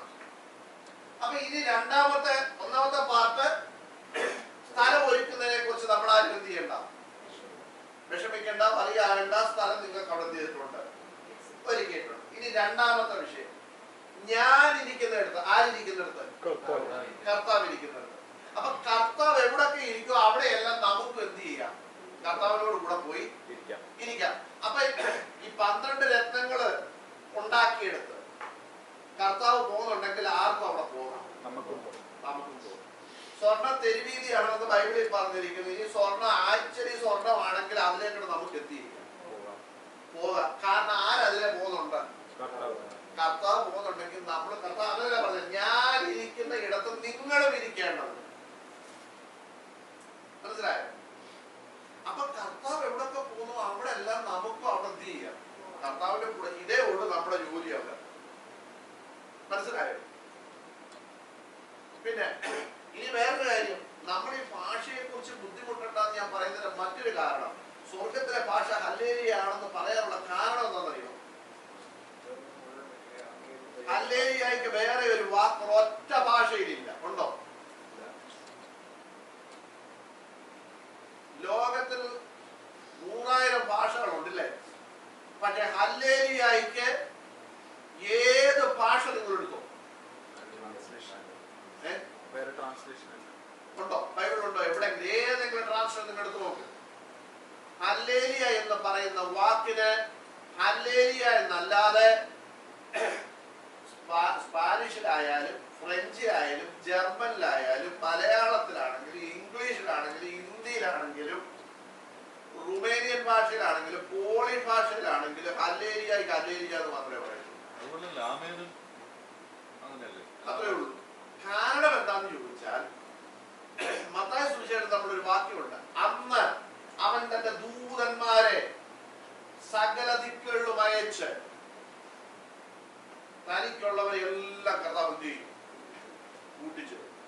അപ്പൊ ഇതിനകത്ത് ആഫ്രിക്കനുണ്ട്, പോളിഷുകാർക്കുണ്ട്, റുമേനിയനുണ്ട്, ബൾഗേറിയനുണ്ട്, മലയാളിയുണ്ട്, ഹിന്ദിക്കാരനുണ്ട്, എല്ലാ ഭാഷക്കാരുമുണ്ട്. അപ്പൊ ഇവർക്കാർക്കും അവിടെ ചെന്ന് ഭാഷയുടെ പ്രോബ്ലം ഉണ്ടാകാതിരിക്കാൻ കർത്താവ് അന്നേ എഴുതി വെച്ച ഒരു ഭാഷയാണ് ഹല്ലേലൂയ. മനസ്സിലായോ? ഇത് മാത്രം ഇവിടെ പറഞ്ഞ് പഠിച്ചാൽ മതി. ഇനി ഇവിടെ ഇത് പറഞ്ഞ് പഠിക്കാൻ ബുദ്ധിമുട്ടുള്ളവര് അവിടെ പോയി പറയേണ്ട ആവശ്യം ഇല്ല. കാരണം അതിന് സാഹചര്യം വരത്തില്ല. അവര് പോകാൻ ചാൻസ് ഇല്ല. അവരിവിടെ തന്നെ ഉണ്ടാക്കും. അത് ഓർത്ത് അവരാരും എന്ത് ചെയ്യരുത്. അപ്പൊ 2 കാര്യം ക്ലിയർ ആയല്ലോ. റോജ, 2 കാര്യം ക്ലിയർ ആയല്ലോ. ഒന്ന്, ആരാ വീട് പണിയുന്നത്, എങ്ങനെയാ പണിയുന്നത്, ഇതൊന്നും ഓർത്ത് നമ്മൾ എന്ത് ചെയ്യണ്ട, പറയാറുണ്ട്. 2, എവിടൊക്കെ കർത്താവിന് ഇതൊക്കെ കാണാൻ പറ്റുമോ, പോകാൻ പറ്റുമോ, ഇതൊന്നും നമ്മൾ ഓർത്ത് എന്ത് ചെയ്യണ്ട, പറയാറുണ്ട്. കാരണം കർത്താവ് തന്നെ പറയുകയാണ്, ഞാനിരിക്കുന്ന ഇടത്ത് നിങ്ങളും ഇരിക്കേണ്ടത്. അതിനാ കർത്താവ് ഇവിടുന്ന് കൊണ്ടുപോകും. അല്ല അവിടെ കൊണ്ടുപോയി മിറ്റം തൂപ്പിക്കാനും കറി വെപ്പിക്കാനും അല്ല ഇവിടുന്ന് കൊണ്ടുപോകുന്നത്. അതുകൂടെ ഓർത്തോണം. അവിടെ ചെല്ലുക, കർത്താവിന്റെ കൂടെ ഇരിക്കുക, കർത്താവിനെ സ്തുതിക്കുക. ഇതാണ് ദൈവ മക്കൾക്ക് ദൈവം കൊടുത്തിരിക്കുന്നത്. ഇനി മറ്റൊരു കാര്യം കൂടെ പറയാം. എന്തുകൊണ്ടാണ് ഇത് മാത്രം അവിടെ വെച്ചേക്കുന്നത് ചോദിച്ചാൽ, ലോകപരമായി സിമ്പിളായിട്ട് ഞാൻ ഉത്തരമാണ് നിങ്ങളോട് പറയാം. നമ്മൾ ഈ മരിച്ചു കഴിയുന്നവരുടെ നമ്മള് കല്ലറയുടെ ഫ്രണ്ടിൽ ഒരു ഫലകം വെച്ച് അതിൽ എഴുതി വെക്കും, റെസ്റ്റ് ഇൻ പീസ് എന്ന് പറഞ്ഞാൽ സ്വസ്ഥമായിരിക്കാം, അല്ലേ? നീ വിശ്രമിക്കാം. ഞാൻ അതിനെ കുറിച്ച് പറഞ്ഞു. ദാനിയേലിനോട് കർത്താവ് പറഞ്ഞു, നീയോ ദാനിയേലെ പോയി വിശ്രമിച്ചു കൊടുക്കുക, കാലാവസാനത്തിങ്കൽ നിന്റെ ഓഹരി പ്രാപിപ്പാൻ നീ എഴുന്നേറ്റു. അപ്പം ഈ വിശ്രമം എന്ന് പറയുന്നത് അവിടെ മാത്രമല്ല, നമ്മൾ ഇവിടെ നിന്ന് നമ്മൾ വെളിപ്പാട് പുസ്തകത്തിൽ വായിക്കുന്നുണ്ട്, എഴുതുക ഇന്നു മുതൽ കർത്താവിൽ മരിക്കുന്ന മൃതന്മാർ ഭാഗ്യവാന്മാർ. വെളിപ്പാട് പുസ്തകം എഴുതിയിരിക്കുക. അടുത്തെന്താണെന്നറിയോ? അടുത്തെന്താ ആർക്കെങ്കിലും അറിയോ വാക്യം? വെളിപ്പാട് പുസ്തകത്തില് എഴുതുക ഇന്നു മുതൽ കർത്താവിൽ മരിക്കുന്ന മൃതന്മാർ ഭാഗ്യവാന്മാർ, അതെ അവർ അവരുടെ പ്രയത്നങ്ങളിൽ നിന്ന് വിശ്രമിക്കേണ്ടതാകുന്നു. അടുത്തത്, യെസ്, അവരുടെ പ്രവൃത്തി അവരെ പിന്തുടരുന്നുവല്ലോ. കണ്ടോ? അപ്പം നമുക്കൊരു വിശ്രമം അവിടെ തരുക. ഇവിടെ കഷ്ടപ്പെട്ടു, ബുദ്ധിമുട്ടി, നമ്മുടെ വീട്ടുകാർക്ക് വേണ്ടി ജീവിച്ചു, നമ്മുടെ പേരൻസിന് വേണ്ടി ജീവിച്ചു, നമ്മുടെ പ്രിയപ്പെട്ടവർക്ക് വേണ്ടി ജീവിച്ചു, മക്കൾക്ക് വേണ്ടി ജീവിച്ചു. വിശ്രമിക്കാൻ സമയമില്ലായിരുന്നു, കുഞ്ഞുങ്ങളെ ഒന്ന് എടുക്കാൻ സമയമില്ലായിരുന്നു, കളിപ്പിക്കാൻ സമയമില്ലായിരുന്നു. ഇതിലൊന്നിനും സമയം കിട്ടാതെ നമ്മൾ ഓടി അധ്വാനിച്ചു, കർത്താവിന് വേണ്ടി അതിനിടയ്ക്ക് അധ്വാനിച്ചു, വീട്ടുകാർക്ക് വേണ്ടി അധ്വാനിച്ചു, ക്ഷീണിച്ചു. നമ്മള് വല്ലാത്ത പരുവത്തിലായി. ഇവിടെ നിന്ന് മരിച്ച് അങ്ങോട്ട് ചെല്ലുമ്പോ അവിടെ ദാ കിടക്കുന്ന കുറെ പാത്രം കഴുകുന്നു പറഞ്ഞ് ഇട്ട് തരിക. എല്ലാം നീ വിശ്രമിച്ചോളാനാ പറയും. മനസ്സിലായോ? എങ്ങനെ?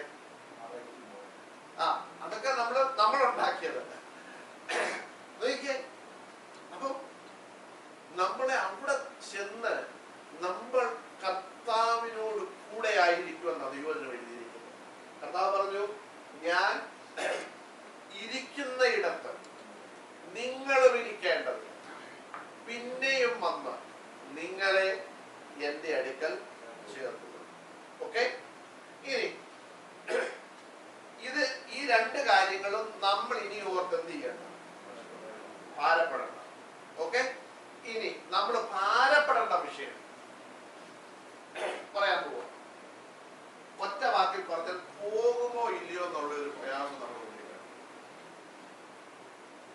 മനസ്സിലായി? നമ്മളിപ്പോ വീടൊക്കെ വെച്ചു, കൊണ്ടുപോകാൻ ആളുമുണ്ട്. അടുത്തത് നമ്മളിപ്പോ പറയുക, ഗൾഫിൽ നമുക്ക് ഒരു ജോലി മേടിച്ചു തരാൻ ആളുണ്ട്, നമുക്ക് ടിക്കറ്റ് എടുത്തത് കൊണ്ടുപോകാനും ആളുണ്ട്. പക്ഷെ നമ്മൾ പോകാൻ പിടിക്കാൻ നിൽക്കുന്നു. ഇതുകൊണ്ട് എന്തെങ്കിലും ഗുണമുണ്ടോ? ഉണ്ടോ ജോലി? ഉണ്ടോ? ഒരു ഗുണവും ഇല്ല. അപ്പൊ ഇനി നമ്മൾ പറയാണ്ട് ഏതിനെ കുറിച്ചാണെന്നറിയോ? നമുക്ക് പോകാൻ ഒപ്പമെന്നുള്ളത്. മനസ്സിലായോ? ഈ വെളിപ്പാട് പുസ്തകത്തില് കൊരിന്ത്യ ലേഖനത്തിലൊക്കെ പോകാത്തവരുടെ ലിസ്റ്റ് കൊടുത്തിട്ടുണ്ട്.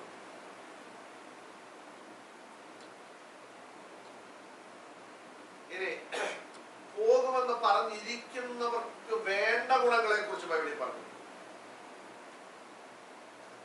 ഗലാത്യ ലേഖനം 5-ാം അധ്യായത്തിൽ അപ്പോസ്തലനായ പൗലോസ് പറഞ്ഞു, ആത്മാവിന്റെ ഫലമോ ജഡത്തിന്റെ പ്രവൃത്തികളോ എന്ന് പറഞ്ഞ് രണ്ട് ഭാഗം അവിടെ കൊടുത്തിട്ടുണ്ട്. അപ്പം ഞാൻ നിങ്ങളോട് പറഞ്ഞു, ദൈവ മക്കളായി തീരണമെങ്കിൽ നമ്മൾ ആരാണ് ദൈവ മക്കളെന്ന് ഞാൻ പറഞ്ഞു. ആരാ ദൈവ മക്കൾ? സമാധാനം. അതാണ് ശരിയാ പറഞ്ഞത്. റോമാലേഖനം 8-ാം അധ്യായത്തിൽ പറയുന്നു, ആത്മാവിനാൽ നടത്തപ്പെടുന്നവൻ അത്രേ ദൈവമക്കൾ. ഒന്ന് വായിച്ചേ. 8-ാം. ആകയാൽ സഹോദരന്മാരെ, നാം ജഡത്തെ അനുസരിച്ച് ജീവിക്കേണ്ടത് ജഡത്തിനല്ല കടക്കാരാകുന്നത്. ജഡത്തെ അനുസരിച്ച് ജീവിക്കുന്നുവെങ്കിൽ മരിക്കും നിശ്ചയം. ആത്മാവിനാൽ ശരീരത്തിന്റെ പ്രവൃത്തികളെ മരിപ്പിക്കുന്നുവെങ്കിലോ നിങ്ങൾ ജീവിക്കും. ദൈവാത്മാവ് നടത്തുന്നവർ ഏവരും ദൈവത്തിന്റെ മക്കളാകുന്നു. കണ്ടോ? ശ്രദ്ധിച്ചേ. ദൈവാത്മാവിനാൽ നടത്തപ്പെടുന്നവരത്രേ ആര്? ദൈവമക്കൾ. ഞാൻ അതിനെ കുറിച്ച് റോയിച്ച പറഞ്ഞ ആ ചോദ്യം എന്റെ മനസ്സിലുണ്ട്. അതിന്റെ ഉത്തരത്തിലേക്ക് ഞാൻ വരുവാ. ശ്രദ്ധിച്ചോണം. ലോകത്തിൽ ഒരു മനുഷ്യൻ 2 ജനനമുണ്ട് വചനപ്രകാരം. ഏതൊക്കെയാണെന്നറിയോ? ഒന്ന്, ഇപ്പൊ നമ്മൾ ഈ ഇരിക്കുന്ന ഒരു ജനനം, നമ്മള് അപ്പന്റെയും അമ്മയുടെയും ഇഷ്ടത്താൽ രക്തത്തിൽ നിന്ന് ജനിച്ച ഒരു ജനനം. അതാണ് ഇപ്പൊ നമ്മളെല്ലാം. രണ്ടാമത്തെ ജനനം ദൈവത്തിൽ നിന്നുള്ള ജനനം. അതിനെയാണ് ദൈവവചനം വീണ്ടും ജനനം എന്ന് പറയുന്നത്. അതാണ് യോഹന്നാന്റെ സുവിശേഷം 3-ാം അധ്യായത്തിൽ നിക്കോദിമോസിനോട് യേശു കർത്താവ് നേരിട്ട് പറഞ്ഞു. ഞാൻ കുഞ്ഞിന് ഇവിടെ ഇവരെ ഞാൻ പഠിപ്പിച്ചപ്പോഴ് ഞാനോട് പറഞ്ഞ വിഷയമാണ്. കർത്താവ് നേരിട്ട് പറഞ്ഞു, മോനെ നിക്കോദിമോസേ, ഞാൻ സത്യം സത്യമായി നിന്നോട് പറയുന്നു, നീ വീണ്ടും ജനിച്ചില്ലെങ്കിൽ ദൈവരാജ്യത്തിൽ കടന്നു. വായിച്ചിട്ടുണ്ടോ? ആ ഭാഗം വായിച്ചിട്ടുണ്ടോ? വാക്യം അതെ, ആ വാക്യം ഇട്ടെ. യോഹന്നാന്റെ സുവിശേഷം 3-ാം അധ്യായം. ഈ നിക്കോദിമോസ് കുറഞ്ഞ പുള്ളിയൊന്നും ആയിരുന്നില്ല. യഹൂദന്മാരുടെ ഇടയിൽ പ്രമാണിയായ വ്യക്തിയായിരുന്നു. കാര്യങ്ങളൊക്കെ നല്ല രീതിയിൽ വെടിപ്പായി ചെയ്യാൻ അറിയാവുന്ന വ്യക്തിയായിരുന്നു. പക്ഷേ നിക്കോദിമോസിനോട് യേശു കർത്താവ് പറയുകയാണ്, മോനെ നിക്കോദിമോസേ, സത്യം സത്യമാണ്, അല്ലെങ്കിൽ ആമേൻ ആമേൻ ഞാൻ നിന്നോട് പറയുന്നു, നീ പുതുതായി ജനിച്ചില്ല എങ്കിൽ ദൈവരാജ്യം കാണാൻ നിനക്ക് കഴിയത്തില്ലെന്ന് പറഞ്ഞു. അപ്പൊ കാണാൻ പറ്റത്തില്ല, പിന്നെ കടക്കുന്ന കാര്യത്തെ കുറിച്ച് ചിന്തിക്കണം കേട്ടോ. അപ്പം ഈ രണ്ടാമത്തെ ജനനമാണ് ദൈവത്തിൽ നിന്നുള്ള ജനനം. കാരണം നമ്മള് ദൈവ മക്കൾ ആകുക. അപ്പൊ ഒന്നാമത്തെ ജനനം ജഡത്തിന്റെ ഇഷ്ടത്താൽ രക്തത്തിൽ നിന്ന്. രണ്ടാമത്തെ ജനനം യോഹന്നാന്റെ സുവിശേഷം 1-ാം അധ്യായം 12-ാം വാക്യത്തിൽ പറയുന്ന ജനനം. 12 തൊട്ട് താഴോട്ടുള്ള വിശ്വസിക്കുന്ന ഏവർക്കും ദൈവ മക്കളായി തീരുവാൻ അവൻ അധികാരം കൊടുത്തു. അവരെ കുറിച്ച് അടുത്ത പറയുന്നത് അവർ രക്തത്തിൽ നിന്നല്ല, ജഡത്തിന്റെ ഇഷ്ടത്താലല്ല, പുരുഷന്റെ ഇഷ്ടത്താലുമല്ല, ദൈവത്തിൽ നിന്നത്രേ അവർ ജനിച്ചത്. കണ്ടോ?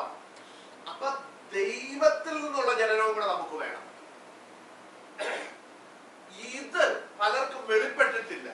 പ്രമാണിയായ നിക്കോദിമോസിനും ഇത് എന്ത് ചെയ്തില്ല, വെളിപ്പെട്ടില്ല. ഞാനിത് വചനം വെച്ച് പറയുന്നത് അറിയാമോ? ഇത് നമ്മൾ പറയുന്നതല്ല, കർത്താവ് നേരിട്ട് പറഞ്ഞ കാര്യം.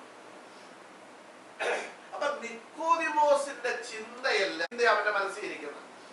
ഇത് അവന് എന്ത് ചെയ്യാൻ പറ്റിയില്ല, മനസ്സിലാക്കാൻ പറ്റിയില്ല. നിങ്ങൾ യോഹന്നാന്റെ ലേഖനം, യോഹന്നാന്റെ ലേഖനം 5-ാം അധ്യായം നമ്മൾ പഠിച്ചു. അത് ഇടയ്ക്ക് വെച്ച് നമ്മൾ ഡൈവേർട്ടായി പോയി. അവിടെ അതിന്റെ 1-ാം വാക്യത്തിൽ നമ്മൾ ഇങ്ങനെയാണ് വായിക്കുന്നത്: യേശുവിനെ ക്രിസ്തു എന്ന് വിശ്വസിക്കുന്ന എല്ലാവരും ദൈവത്തിൽ ജനിച്ചിരിക്കുന്നു. അത് കഴിഞ്ഞ് നമ്മൾ താഴോട്ട് വായിച്ചു വരുമ്പോഴ് അവിടെ പറയും ദൈവത്തിൽ നിന്ന് ജനിച്ചതൊക്കെ ലോകത്തെ ജയിക്കുന്നു. ഓക്കെ, നമ്മൾ ലോകത്തെ ജയിച്ചോ?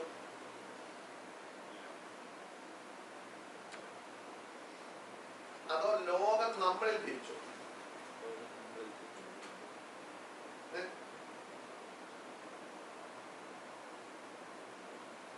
ഇവിടെ പറയുന്നു, ആ വാക്കുകൾ വായിച്ച ദൈവത്തിൽ നിന്നും ജനിച്ചതൊക്കെ ലോകത്തെ, അങ്ങനല്ലേ? ലോകത്തെ ജയിക്കുന്നു. ഇനി ചോദ്യം, നമുക്ക് ലോകത്തെ ജയിക്കാൻ പറ്റുന്നുണ്ടോ? എന്താ ഈ ലോകത്തെ ജയിക്കുക എന്ന് പറഞ്ഞാൽ?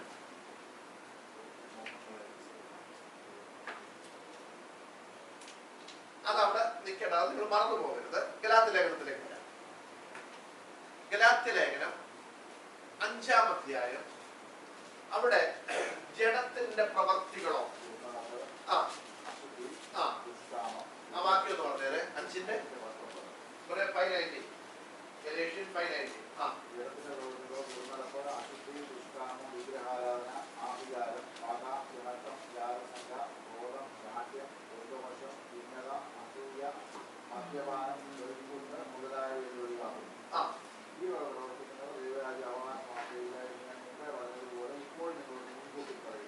ക്ലിയർ ആയോ? ഓക്കെ ആണോ? ക്ലിയർ ആയോ? ഒന്നുകൂടെ ക്ലിയർ ആക്കി തരാം. നേരത്തെ ചോദിച്ച ചോദ്യത്തിന്റെയാ.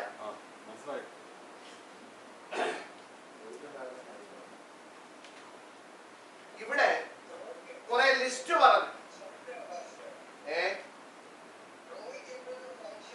അത് നല്ലതാ, സംശയം എപ്പോഴും നല്ലതാ.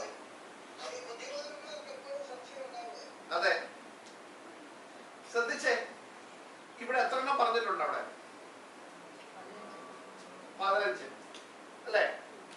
ഈ 15 എണ്ണം ഒന്നുകൂടെ ഞാൻ പറയാം.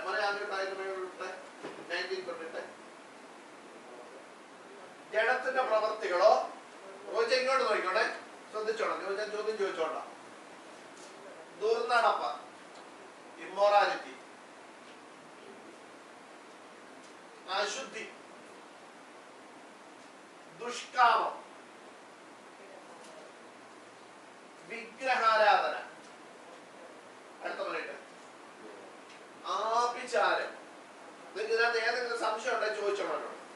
പക, പിണക്കം, ജാരശങ്ക, ക്രോധം, ശാഠ്യം, ദ്വന്ദ്വപക്ഷം, ഭിന്നത, അസൂയ, മദ്യപാനം, വെറിക്കൂട്ട് മുതലായവ എന്ന് വെളിവാകും.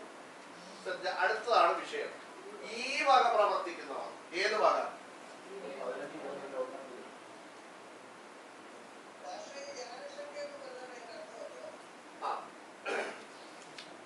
ജാരശക്തി എന്ന് പറഞ്ഞാൽ ഒറ്റ വാക്കിൽ പറയട്ടെ, ഒറ്റ വാക്കിൽ പറയാൻ പോവുകയാണ്. ജാരശങ്ക എന്ന് പറഞ്ഞാൽ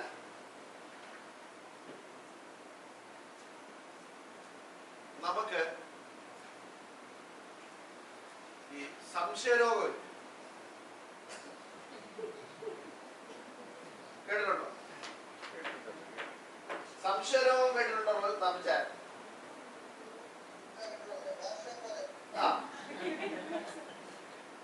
സംശയരോഗം അതാണ് ജാരശങ്ക. ഈ ജാരശങ്ക എന്തിലേക്കാ പിന്നെ പോകുന്നതെന്ന് അറിയാം? നമുക്ക് സ്നേഹം കൂട്ടുവാണോ വൈരാഗ്യം വരുത്തുവാണോ?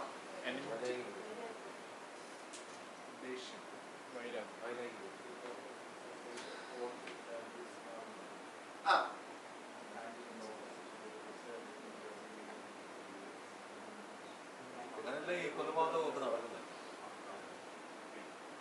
പറഞ്ഞോ, നിങ്ങളിങ്ങോട്ട് ശ്രദ്ധിക്കണം. നിങ്ങൾ പറഞ്ഞത് തന്നെ കറക്റ്റാ. ഇത് വൈരാഗ്യം കൂട്ടുവാണോ സ്നേഹം കൂട്ടുവാണോ? ഇത് എവിടുന്നാ സ്റ്റാർട്ട് ചെയ്തേ? സംശയം. ഇത് എവിടെ നിന്നാ സ്റ്റാർട്ട് ചെയ്തേ? എന്റെ സംശയത്തിൽ നിന്ന്. മനസ്സിലായോ? അത് വളർന്നിട്ട് ഞങ്ങൾ തമ്മിലുള്ള വൈരാഗ്യത്തിലേക്ക് ഇത് എന്ത് ചെയ്തു? പോയി. രണ്ടാളുകൾ തമ്മിലുള്ള വിഷയത്തിലേക്ക് ഇത് എന്ത് ചെയ്തു? പോയി. ഒന്ന്. രണ്ട്. ഇനി രണ്ടാമത്തെ ഇതിന്റെ അർത്ഥം ഞാൻ പറയാൻ പോവാം.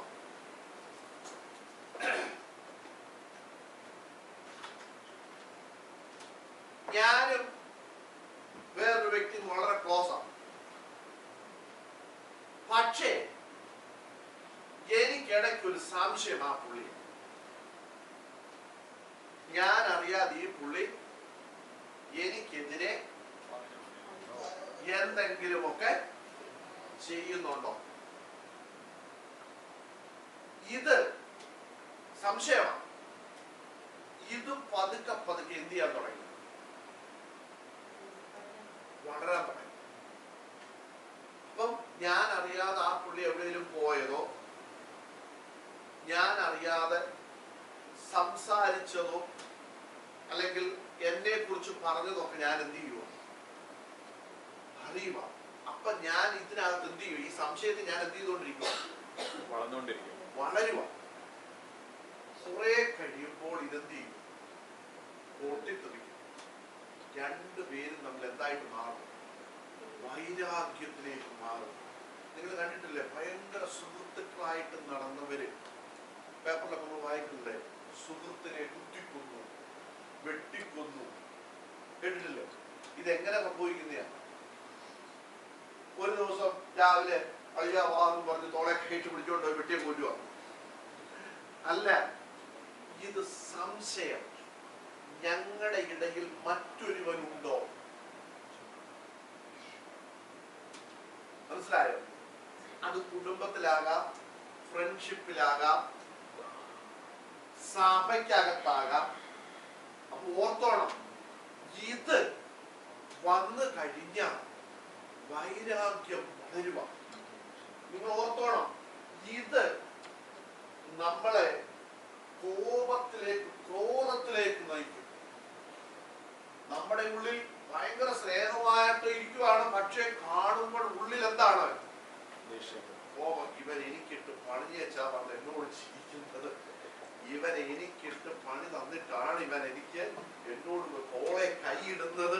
അപ്പം ഈ ഉള്ളിൽ പുറമെ നമ്മൾ ചിരിക്കുമ്പോഴും നമ്മുടെ ഉള്ളിൽ പക എന്ത് ചെയ്തുകൊണ്ടിരിക്കുക? വളർന്നുകൊണ്ടിരിക്കുക. അത് വൈരാഗ്യത്തിലേക്ക് മാറുന്നു. അതാണ് പറഞ്ഞത് ജാരശങ്ക. രണ്ടുപേരുടെ ഇടയിൽ വേറൊരുവൻ ഉണ്ടോ എന്നുള്ള സംശയം. ഇതാണ് എന്ത്? എന്നിട്ട് ഇത് എന്തിലേക്ക് പോകുന്നു?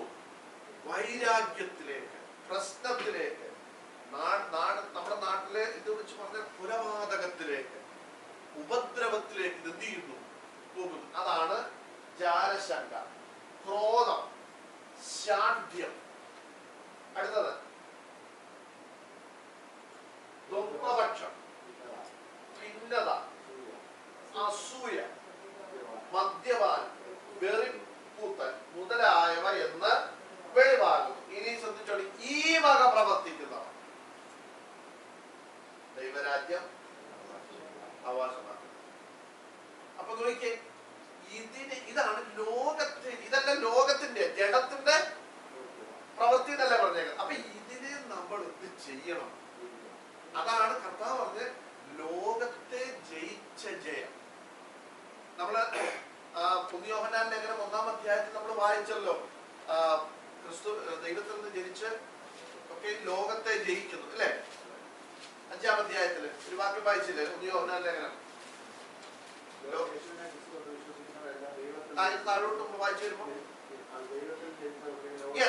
ദൈവത്തിൽ നിന്ന് ജനിച്ചതൊക്കെ ലോകത്തെ ജയിക്കുന്നു. എന്താ ഈ ലോകത്തെ ജയിക്കുക എന്ന് പറഞ്ഞാൽ?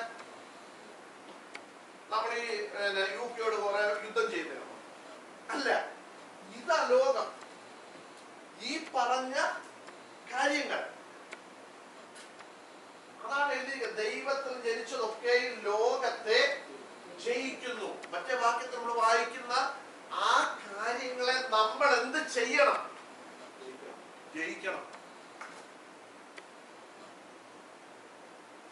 അപ്പൊ ഇവിടെ നമ്മൾ നിങ്ങൾ ചോദിച്ച ചോദ്യങ്ങൾക്ക് നിങ്ങൾ നോക്കിക്കോണം. ഇങ്ങനെ ഉണ്ടെങ്കിൽ നമ്മൾ എവിടെ പോവുകയില്ല, പോകത്തില്ല. അത് സംശയമൊന്നും വേണ്ട. ഇനി ഒരു കാര്യം ഞാൻ പറയാം. ഇനി നമുക്കൊരു ഭിന്നത വന്നു എന്ന് കൂടി, ഈ ഭിന്നത ജഡത്തിന് അവസരം നമ്മൾ എന്ത് ചെയ്യരുത്? പോയി ഓക്കെ, നമ്മൾ അവർക്ക് വേണ്ടി എന്ത് ചെയ്യും? പ്രാർത്ഥിക്കും. ഇപ്പൊ ഒരാൾ പറയുക, ഞാനിവിടെ പറഞ്ഞിട്ടുണ്ട്, നിങ്ങൾക്ക് ആർക്കെങ്കിലും ചർച്ച ചെയ്യുന്ന നേരത്തെ ഇവിടെ പറഞ്ഞിട്ടുള്ള കാര്യം. ഒരാൾ പറയുക, ഞാൻ ഇനി പാസ്റ്റർ ഈ ചർച്ചിലോട്ട് വരുന്നില്ല. ഓക്കെ, അത് വ്യക്തിപരമായ തീരുമാനം. നിങ്ങൾക്ക് സന്തോഷത്തോടെ പോകാം, പ്രാർത്ഥിച്ച് നമ്മൾ വിടും. പക്ഷേ നിങ്ങൾ വെളിയിച്ച് അപ്പൊ പോകുന്നതിന് മുമ്പ് ഈ പോകുന്ന കാരണം ഇവിടെ എന്ത് ചെയ്യണം? പറയണം. അതെന്തിനാന്ന് അറിയണം? എന്തിനാ ചോദിക്കുന്നത്? ചെയ്യണം. ഇവിടെ ഒന്നും വെളിയിൽ വേറൊന്നും എന്ത് ചെയ്യണം? ഇവിടെ പറയുക, പാസ്റ്റർ ഞാൻ ഇനി ഇങ്ങോട്ട് വരുന്നില്ല. ഓക്കെ, വ്യക്തിപരമായ കാരണങ്ങളാൽ വരുന്നത്. റീസൺ ഇന്ന. ഈ റീസണെ നിങ്ങൾ വെളിയിൽ ചെന്നിട്ട് എന്ത് ചെയ്യാവും? പറയാവും. ഇന്ന കാരണം കൊണ്ട് ഞാൻ ഇനി അങ്ങോട്ട് പോകുന്നില്ല. അവിടെ ചെന്നിട്ട് പറയരുത്, പാസ്റ്റർ ശരിയല്ല, റോജർ ശരിയല്ല, ഫേസ്ബുക്ക് ശരിയല്ല, പിള്ളേർ ശരിയല്ല, അവിടെ വരുന്നവർ ശരിയല്ല. ഇതൊന്നും എന്ത് ചെയ്യരുത്, പറയരുത്. ഇവിടെ നിങ്ങൾ എന്ത് പറഞ്ഞോ അതേ അവിടെ ചെന്ന് പറയാവും. ഇല്ലെങ്കിൽ നിങ്ങൾ ഇരുവാക്കുകാരാവും. ദൈവാന്റെ പറഞ്ഞ ഇരുവാക്കുകാരനും മദ്യപ്രിയനും തല്ലുകാരനും ഒന്നും എവിടെ പോവുകയല്ല. ഞാൻ പറഞ്ഞത് ബൈബിൾ പറയുന്നത്. അപ്പൊ നിങ്ങൾ അവിടെ പോകാതിരിക്കാതിരിക്കുക, അല്ല അവിടെ പോകാനുള്ള തടസ്സം വരാതിരിക്കേണ്ടത് ഞാൻ പറഞ്ഞതാണ്. മനസ്സിലായോ? അപ്പൊ നോക്കിയേ, ഇനി ഇതിനെ നമുക്ക് ഈ ജഡശരീരം കൊണ്ട് നമുക്ക് എന്ത് ചെയ്യാൻ പറ്റത്തില്ല, ജയിക്കാൻ പറ്റത്തില്ലെന്ന് കർത്താവിന് അറിയാവുന്നതാണ് കർത്താവ് പറഞ്ഞത് നിങ്ങളോട് കൂടെ ഇരിക്കാൻ ആരെ തന്നത്? പരിശുദ്ധാത്മാവിനെ തന്നു. ഇതിനെ ജയിക്കാൻ നമ്മുടെ ഈ ശരീരം കൊണ്ട് എന്ത് ചെയ്യാൻ പറ്റത്തില്ല, ഇതിനെയൊന്നും ജയിക്കാൻ പറ്റത്തില്ല. കർത്താവിന് അറിയാവുന്നതുകൊണ്ട് കർത്താവ് പറഞ്ഞു, ഞാൻ നിങ്ങളോട് കൂടെ ഇതുവരെ ഇരുന്നു, ഇനി ഞാൻ പോവാ.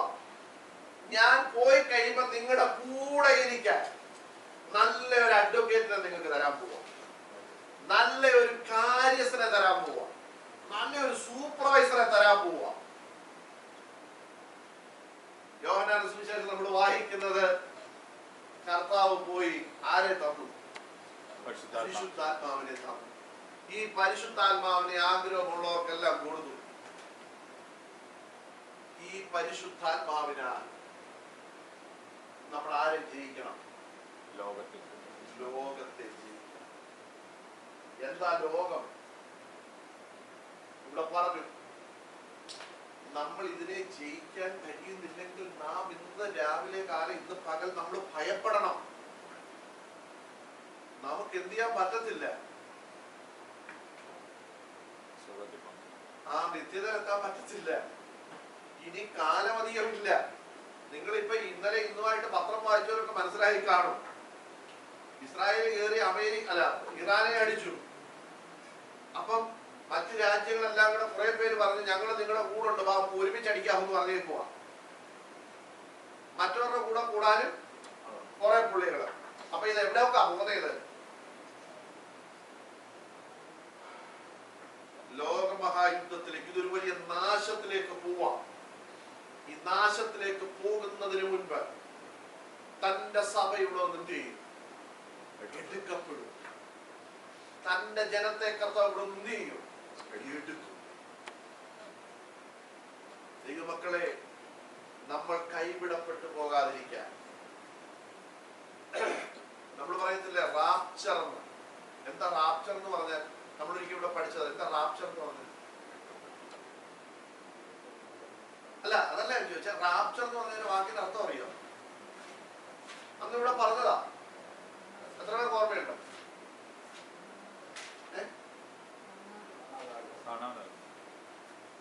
അതായത് ഒരു പരുന്ത് കോഴിക്കുഞ്ഞിനെ റാഞ്ചി എടുത്തുകൊണ്ട് പോകുന്ന പോലെ. അത് നമ്മൾ കണ്ണടച്ച് ഉറങ്ങുന്നതിന്റെ പരുന്ത് ചെയ്യും. കണ്ടിട്ടില്ലേ? കോഴിക്കുഞ്ഞിനെ വളർത്തിയിട്ട് ഇങ്ങനെ പോകുമ്പോ കാണാം പരുന്നിങ്ങനെ വന്ന് എവിടെയും പാത്തിരുന്നിട്ട് വന്ന് അവസരം കിട്ടുമ്പോൾ വന്നൊരു കോഴിക്കുഞ്ഞിനെ എടുത്തുകൊണ്ട് ഒറ്റ പോക്ക്. തള്ളക്കോഴി കുറെ പൊക്കത്തിലൊക്കെ പുറക്കും. ഓടി വന്ന് ഈ കുഞ്ഞുങ്ങളെല്ലാം ചിറകിന്റെ കീഴിലെത്തി നോക്കിയേ. ഇങ്ങനെ റാഞ്ചി എടുത്തുകൊണ്ട് പോകുന്നത് പോലെ കണ്ണടച്ചു തുറക്കുന്നതിന് മുമ്പ് തന്റെ വിശുദ്ധന്മാരുടെ മുന്നിൽ എടുക്കപ്പെടും. ഇത് ലോകത്തിന് പോഷത്വമാണ്. ലോക മനുഷ്യനോട് പറഞ്ഞ അവൻ പറയും ഇതൊക്കെ ചുമ്മാ നടക്കുന്ന കാര്യമാണ്. പക്ഷെ ഇത് വചനമാണ്, നടക്കാൻ പോകുന്ന കാര്യമാണ് പറഞ്ഞത്. അതുകൊണ്ട് വീണ്ടും ജനനം പ്രാപിച്ച് മാനസാന്തരപ്പെട്ട് ദൈവകൽപ്പന പ്രമാണിച്ച് ലോകത്തിന്റെ മോഹങ്ങളെ ഒഴിഞ്ഞ് ദൈവ ഇഷ്ടം ചെയ്ത്, ഞാൻ മത്തായി സുവിശേഷത്തിൽ ഒരു വിഷയം പറയാനായിട്ടാണ് ഞാൻ വന്നത്. അതിലേക്ക് ഞാൻ സമയം തീർന്നല്ല, ഞാൻ വരുന്നില്ല.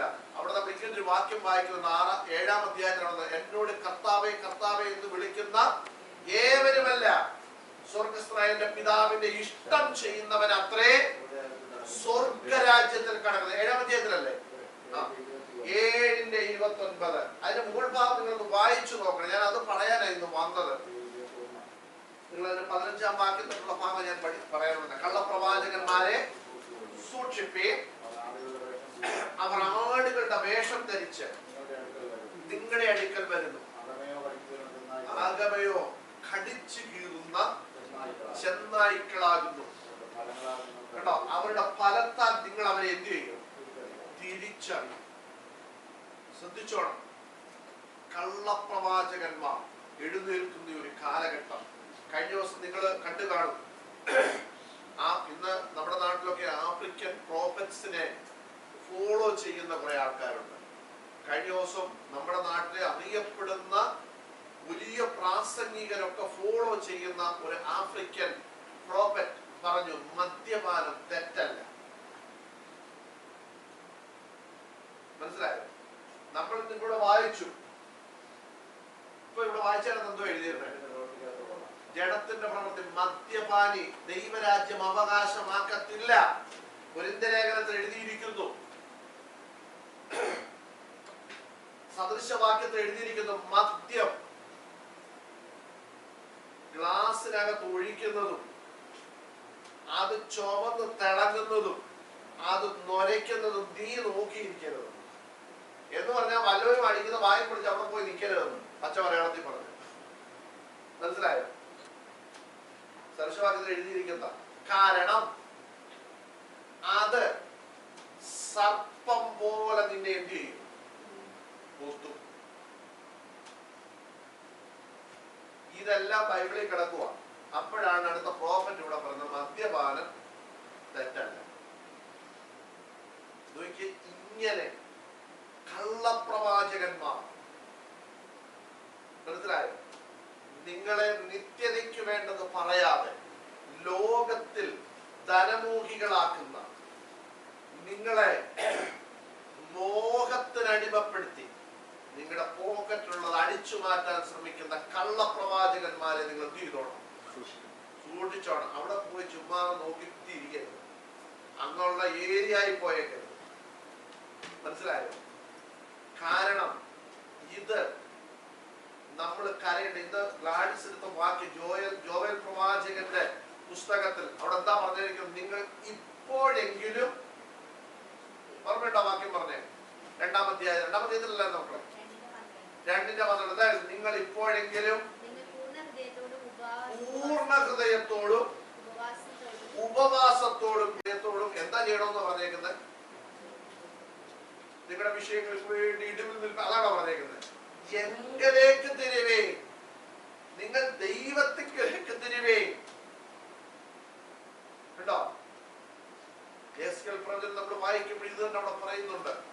വിലാപങ്ങളുടെ പുസ്തകം, യിരെമ്യാ പ്രവാചകൻ എഴുതിയ പുസ്തകം, വിലാപങ്ങളുടെ പുസ്തകം, ലമെന്റേഷൻ. അതിനകത്ത് പറയുന്നു, കുഞ്ഞുങ്ങളെ ഓർത്ത് നിങ്ങൾ കരവീൻ. രാത്രിയിലും യാമാരംഭത്തിലും നിങ്ങൾ എന്ത് ചെയ്യണം? എഴുന്നേറ്റ് കരയുക. കുഞ്ഞുങ്ങളെ ഓർത്ത് അവർ ദൈവത്തിലേക്ക് മടങ്ങി വരുവാൻ, അവരുടെ പാപ വഴി വിട്ട് മടങ്ങി വരുവാൻ നിങ്ങൾ കരയണം.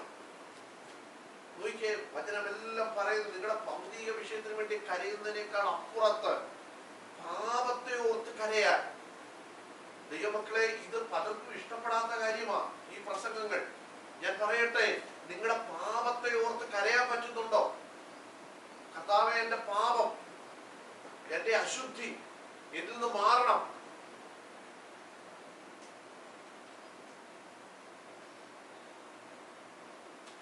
യോഹന്നാൻ സ്നാപകൻ ഇങ്ങനെ പറഞ്ഞു, ഞാനോ കുറയണം, നീയോ എന്നിൽ വളരണം. ഇതാരാ പറഞ്ഞേ? യോഹന്നാൻ സ്നാപകൻ ആരായിരുന്നു? യേശു ക്രിസ്തുവിന് വഴിയൊരുക്കുവാൻ, യേശു ക്രിസ്തുവിന് മുന്നോടിയായി ഈ ഭൂമിയിലേക്ക് വന്ന മനുഷ്യൻ, മാനസാന്തരം പ്രസംഗിച്ച മനുഷ്യൻ. ഒറ്റ പ്രസംഗം കൊണ്ട് തലപോയ പാർട്ടിയാണ്. ഒറ്റ പ്രസംഗമേ പ്രസംഗിച്ചോളൂ, അല്ലേ? ഹെരോദാനോട് ചെന്നിട്ട് പറഞ്ഞ്, നിന്റെ പൂക്ക് ശരിയല്ല, നീ ചുമ്മാതെ ഈ സഹോദരന്റെ ഭാര്യയും വെച്ചോണ്ടിരിക്കുന്ന ഇരിപ്പ് ശരിയല്ല, ഇത് കളഞ്ഞേക്കാൻ പറഞ്ഞു.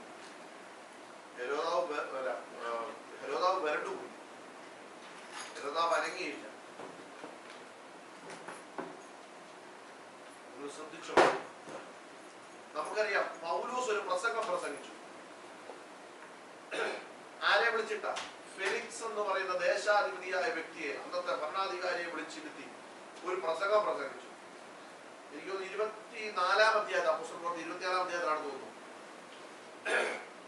മാനസാന്തരത്തെ കുറിച്ചും പരവിനെ കുറിച്ചും വിശുദ്ധിയെ വേർപാടിനെ കുറിച്ച് പ്രസംഗിച്ചപ്പോ അവൻ ഭയപരവശനായെന്ന് എഴുതിയേക്കുന്നത്. അപ്പോസ്തലപ്രവൃത്തി 24 എന്തൊക്കെ പ്രസംഗിച്ചെന്നാ? നീതി, ഇന്ദ്രിയ ജയം, വരുവാനുള്ള ന്യായവിധി. ഈ 3 കാര്യങ്ങളെ കുറിച്ച് പൗലോസ് പറഞ്ഞിട്ടുണ്ട്. ഫെലിക്സ് ഭയപരവശനായി. ഇംഗ്ലീഷിൽ പറഞ്ഞത്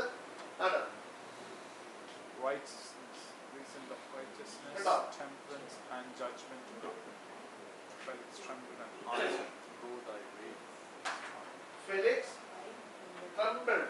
ഇത് പറഞ്ഞാ ഭയപ്പെട്ടു, പേടിച്ചിട്ട് പൗലോസിനോട് പറഞ്ഞു, തൽക്കാലം നീ എന്ത് ചെയ്തു? നീ പോ, സമയമുള്ളപ്പോ നിന്നെ വിളിച്ച് എന്ത് ചെയ്തോ.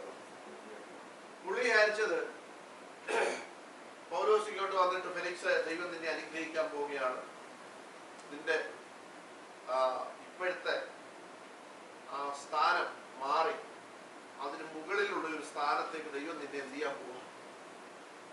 കൊണ്ടുപോകാൻ പോവാണ്. ഇനിയും കുറെ രാജ്യങ്ങളിലൂടെ നിന്റെ അണ്ടറിൽ വരാൻ പോവുകയാണ്. ഇതൊക്കെ പറയും നമ്മൾ വിചാരിച്ചത്. പക്ഷെ പൗലോസ് പറഞ്ഞ എന്താണെന്നറിയോ? നീതി, വരുവാനുള്ള ന്യായവിധി, ഇന്ദ്രിയ ജയം. എന്താ ഇന്ദ്രിയ ജയം എന്ന് പറഞ്ഞത്? ഇന്ദ്രിയ ജയം എന്നാ? ഇന്ദ്രിയങ്ങളെ എത്ര ഇന്ദ്രിയുണ്ട് നമുക്ക്? 5 എണ്ണം അല്ലേ? ഈ 5 എണ്ണത്തെ എന്ത് ചെയ്യണം?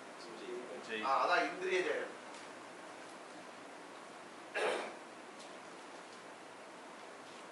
അപ്പൊ ഇത് പ്രസംഗിച്ച ഉടനെ ഫെലിക്സ് ഭയപരവശനായി. ഇതുപോലുള്ള പ്രസംഗങ്ങൾ പിന്നെ പ്രസംഗിക്കാൻ ഇവരെ എന്ത് ചെയ്തിട്ടില്ല. യോഹന്നാൻ ഒറ്റ പ്രസംഗം, ഹെരോദാവിന്റെ പോക്ക് ശരിക്കില്ലെന്ന് പറഞ്ഞു. നീ ആൾ റെഡിയല്ലെന്ന് പറഞ്ഞു. പിന്നെ പ്രസംഗിക്കാൻ വിളിച്ചോ? ഇല്ല. പൗലോസ് പ്രസംഗിച്ചു, ഫെലിക്സിനോട് പറഞ്ഞു കാര്യമൊക്കെ കൊള്ളാം, പക്ഷെ നീതി, ഇന്ദ്രിയം, വരുവാനുള്ള ന്യായവിധി, ഈ കാര്യങ്ങൾ നീ മറന്നു പോകരുത്. നിന്റെ ന്യായം വിധിക്കുന്ന കർത്താവുണ്ട്, നീ കർത്താവ് വരാൻ പോവാന്ന് പറഞ്ഞുകൊണ്ടേ പറഞ്ഞു. കൊള്ളാം, നല്ല പ്രസംഗം, ഇനി സമയമുള്ളപ്പോൾ നിന്നെ എന്ത് ചെയ്യണം? വിളിപ്പിച്ചോളാം. കാരണം അന്നും ഇന്നും ഈ പ്രസംഗം കേൾക്കാൻ ആരും താല്പര്യമില്ല. ഈ പ്രസംഗം തൊട്ട് ആർക്കും വേണ്ട. കാരണം നമ്മൾ ജഡത്തെ ഇതുവരെ എന്ത് ചെയ്തിട്ടില്ല, ജയിച്ചിട്ടില്ല. നമ്മുടെ ആഗ്രഹം മൊത്തം എവിടെ കിടക്കുമെന്ന് അറിയാം? എവിടെ കിടക്കുക? ജഡത്തിൽ കിടക്കുക. കാരണം ഈ ജഡം നമ്മളെ ഭയങ്കരമായിട്ട് പിടിക്കുന്നതിന്റെ കാരണം എന്താണെന്നറിയോ? ഈ നമ്മളെ എടുത്ത് എവിടുന്ന? മണ്ണിൽ നിന്നാ. ഞാൻ മുമ്പേ പറഞ്ഞാൽ ഇത് എപ്പോഴോട്ട് ചേരും? മണ്ണിലോട്ട് ചേരും. അപ്പൊ ഈ മണ്ണ് നമ്മളെ എപ്പോഴും എന്ത് ചെയ്തുകൊണ്ടിരിക്കുക? മണ്ണിലോട്ട് പിടിച്ചുകൊണ്ടിരിക്കുക. പക്ഷേ നമ്മുടെ ഉള്ളിൽ വേറെ ആത്മാവിനെ ദൈവം തന്നു. ഇവൻ നമ്മളെ എങ്ങോട്ട് പിടിക്കുക? മേളിലോട്ട് പിടിക്കുക. നമ്മളെ എങ്ങനെയെങ്കിലും എന്ത് ചെയ്യണം? കർത്താവ് ദൈവം പറഞ്ഞിരുന്നു, ആത്മാവ് താനും നിങ്ങളുടെ പ്രാർത്ഥനയ്ക്ക് എന്ത് ചെയ്യുന്നു? പ്രാർത്ഥനയ്ക്ക് തുണ നിൽക്കുന്നു. അല്ലെങ്കിൽ നിങ്ങളുടെ ബലഹീനതയ്ക്ക് തുണ നിൽക്കുന്നു. ഇത് എന്തിനാ തുണ നിൽക്കുന്നത്? നമ്മുടെ തുണ നിന്ന് നമ്മളെ എങ്ങനെയെങ്കിലും എവിടെ കൊണ്ട് ചെല്ലണം. നമ്മളെ അങ്ങ് കൊണ്ടുപോകാന്. അപ്പോ തന്നെ വേറൊരു പുള്ളി നമ്മളെ എങ്ങോട്ട് പിടിക്കുന്നുണ്ട്? മണ്ണിലോട്ട് പിടിക്കുന്നുണ്ട്. അപ്പൊ നമ്മൾ അതിനനുസരിച്ച് പരിപാടിയെല്ലാം ഒപ്പിച്ചു കൊടുക്കുന്നതുകൊണ്ട് ഈ മണ്ണ് നമ്മളെ എന്ത് ചെയ്തുകൊണ്ടിരിക്കുക? കീഴടക്കിക്കൊണ്ടിരിക്കുക. അല്ലെങ്കിൽ ജഡം നമ്മളെ എന്ത് ചെയ്തുകൊണ്ടിരിക്കുക? കീഴടക്കിക്കൊണ്ടിരിക്കുക. അതുകൊണ്ട് നമുക്കിതിനെയൊന്നും എന്ത് ചെയ്യാൻ പറ്റുന്നില്ല, ജയിക്കാൻ പറ്റുന്നില്ല. ഇന്ന് നമ്മൾ ചിന്തിക്കും, ഞാൻ ഇന്നെ കോപത്തെ അടക്കും. ഇച്ചിരി കഴിയുമ്പോൾ ദേഹം കിടക്കുന്നത് 150 ഡിഗ്രി ചൂട്. തീർന്നു. ദൈവമക്കളെ, ഞാൻ പറഞ്ഞത് നമ്മൾ ദൈവവചനം കേൾക്കുമ്പോൾ, ദൈവവചനം പഠിക്കുമ്പോൾ നമ്മൾ വന്ന് കൈയടിച്ച് ചുമ്മാ പാടിയതൊന്നും അല്ല. അതുകൊണ്ടൊന്നും ഞാൻ നിങ്ങളെ പഠിപ്പിച്ചാൽ പറഞ്ഞു, ചർച്ച വരുന്നവരൊന്നും എവിടെ പോവുകയല്ല. എല്ലാവരും ഇവിടെ പോകുന്നില്ല, പോകുന്നൊന്നുമില്ല. ഇവിടുത്തെ രജിസ്റ്ററിൽ പേര് വേണമെന്നുണ്ടെങ്കിൽ ഇവിടുത്തെ കാര്യമൊക്കെ ചെയ്താൽ മതി. പക്ഷേ ജീവന്റെ പുസ്തകത്തിൽ പേര് വേണമെങ്കിൽ ജീവൻ പ്രാപിച്ചവന്റെ പേരെ എന്ത് ചെയ്യത്തുള്ളൂ? പുതിയ ജീവൻ പ്രാപിച്ചവന്റെ പേരെ എന്ത് ചെയ്യുന്നുള്ളൂ? അല്ലെ, പുതിയ ജനനം പ്രാപിച്ചവന്റെ പേരെ എവിടെ എഴുതത്തുള്ളൂ? ജീവന്റെ പുസ്തകത്തിൽ എഴുതുന്നുള്ളൂ. വീണ്ടും ജനനം പ്രാപിക്കാത്തവന്റെ പേരൊന്നും എവിടെ ഇല്ല. അത് എത്ര സഭയുടെ തലപ്പത്തിരിക്കുന്ന വ്യക്തിയാണെങ്കിലും വീണ്ടും ജനനം പ്രാപിക്കാത്തവന്റെ പേര് ജീവപുസ്തകത്തിൽ എന്ത് ചെയ്യത്തില്ല, എഴുതത്തില്ല. വെളിപ്പാട് പുസ്തകം 19-ാം അധ്യായത്തിൽ പറഞ്ഞിരിക്കുന്ന ജീവപുസ്തകത്തിൽ പേരെഴുതി കാണാത്ത ഏവനെയും തീപ്പൊയ്യെ തള്ളിക്കളയും. അതിനവിടെ അച്ഛനില്ല, പാസ്റ്റില്ല, കപ്പ്യാരില്ല, പോപ്പില്ല. മനസ്സിലായോ? അവിടെ ഒരു വ്യത്യാസവുമില്ല. ഒറ്റ വ്യത്യാസമേ ഉള്ളൂ, ഡിവോഴ്സിന് പേരുണ്ടോ ഇല്ലയോ, ഇത്രയേ ഉള്ളൂ. മനസ്സിലായോ? കർത്താവ് നിങ്ങളെല്ലാവരെയും അനുഗ്രഹിക്കട്ടെ. ഇനി എന്തെങ്കിലും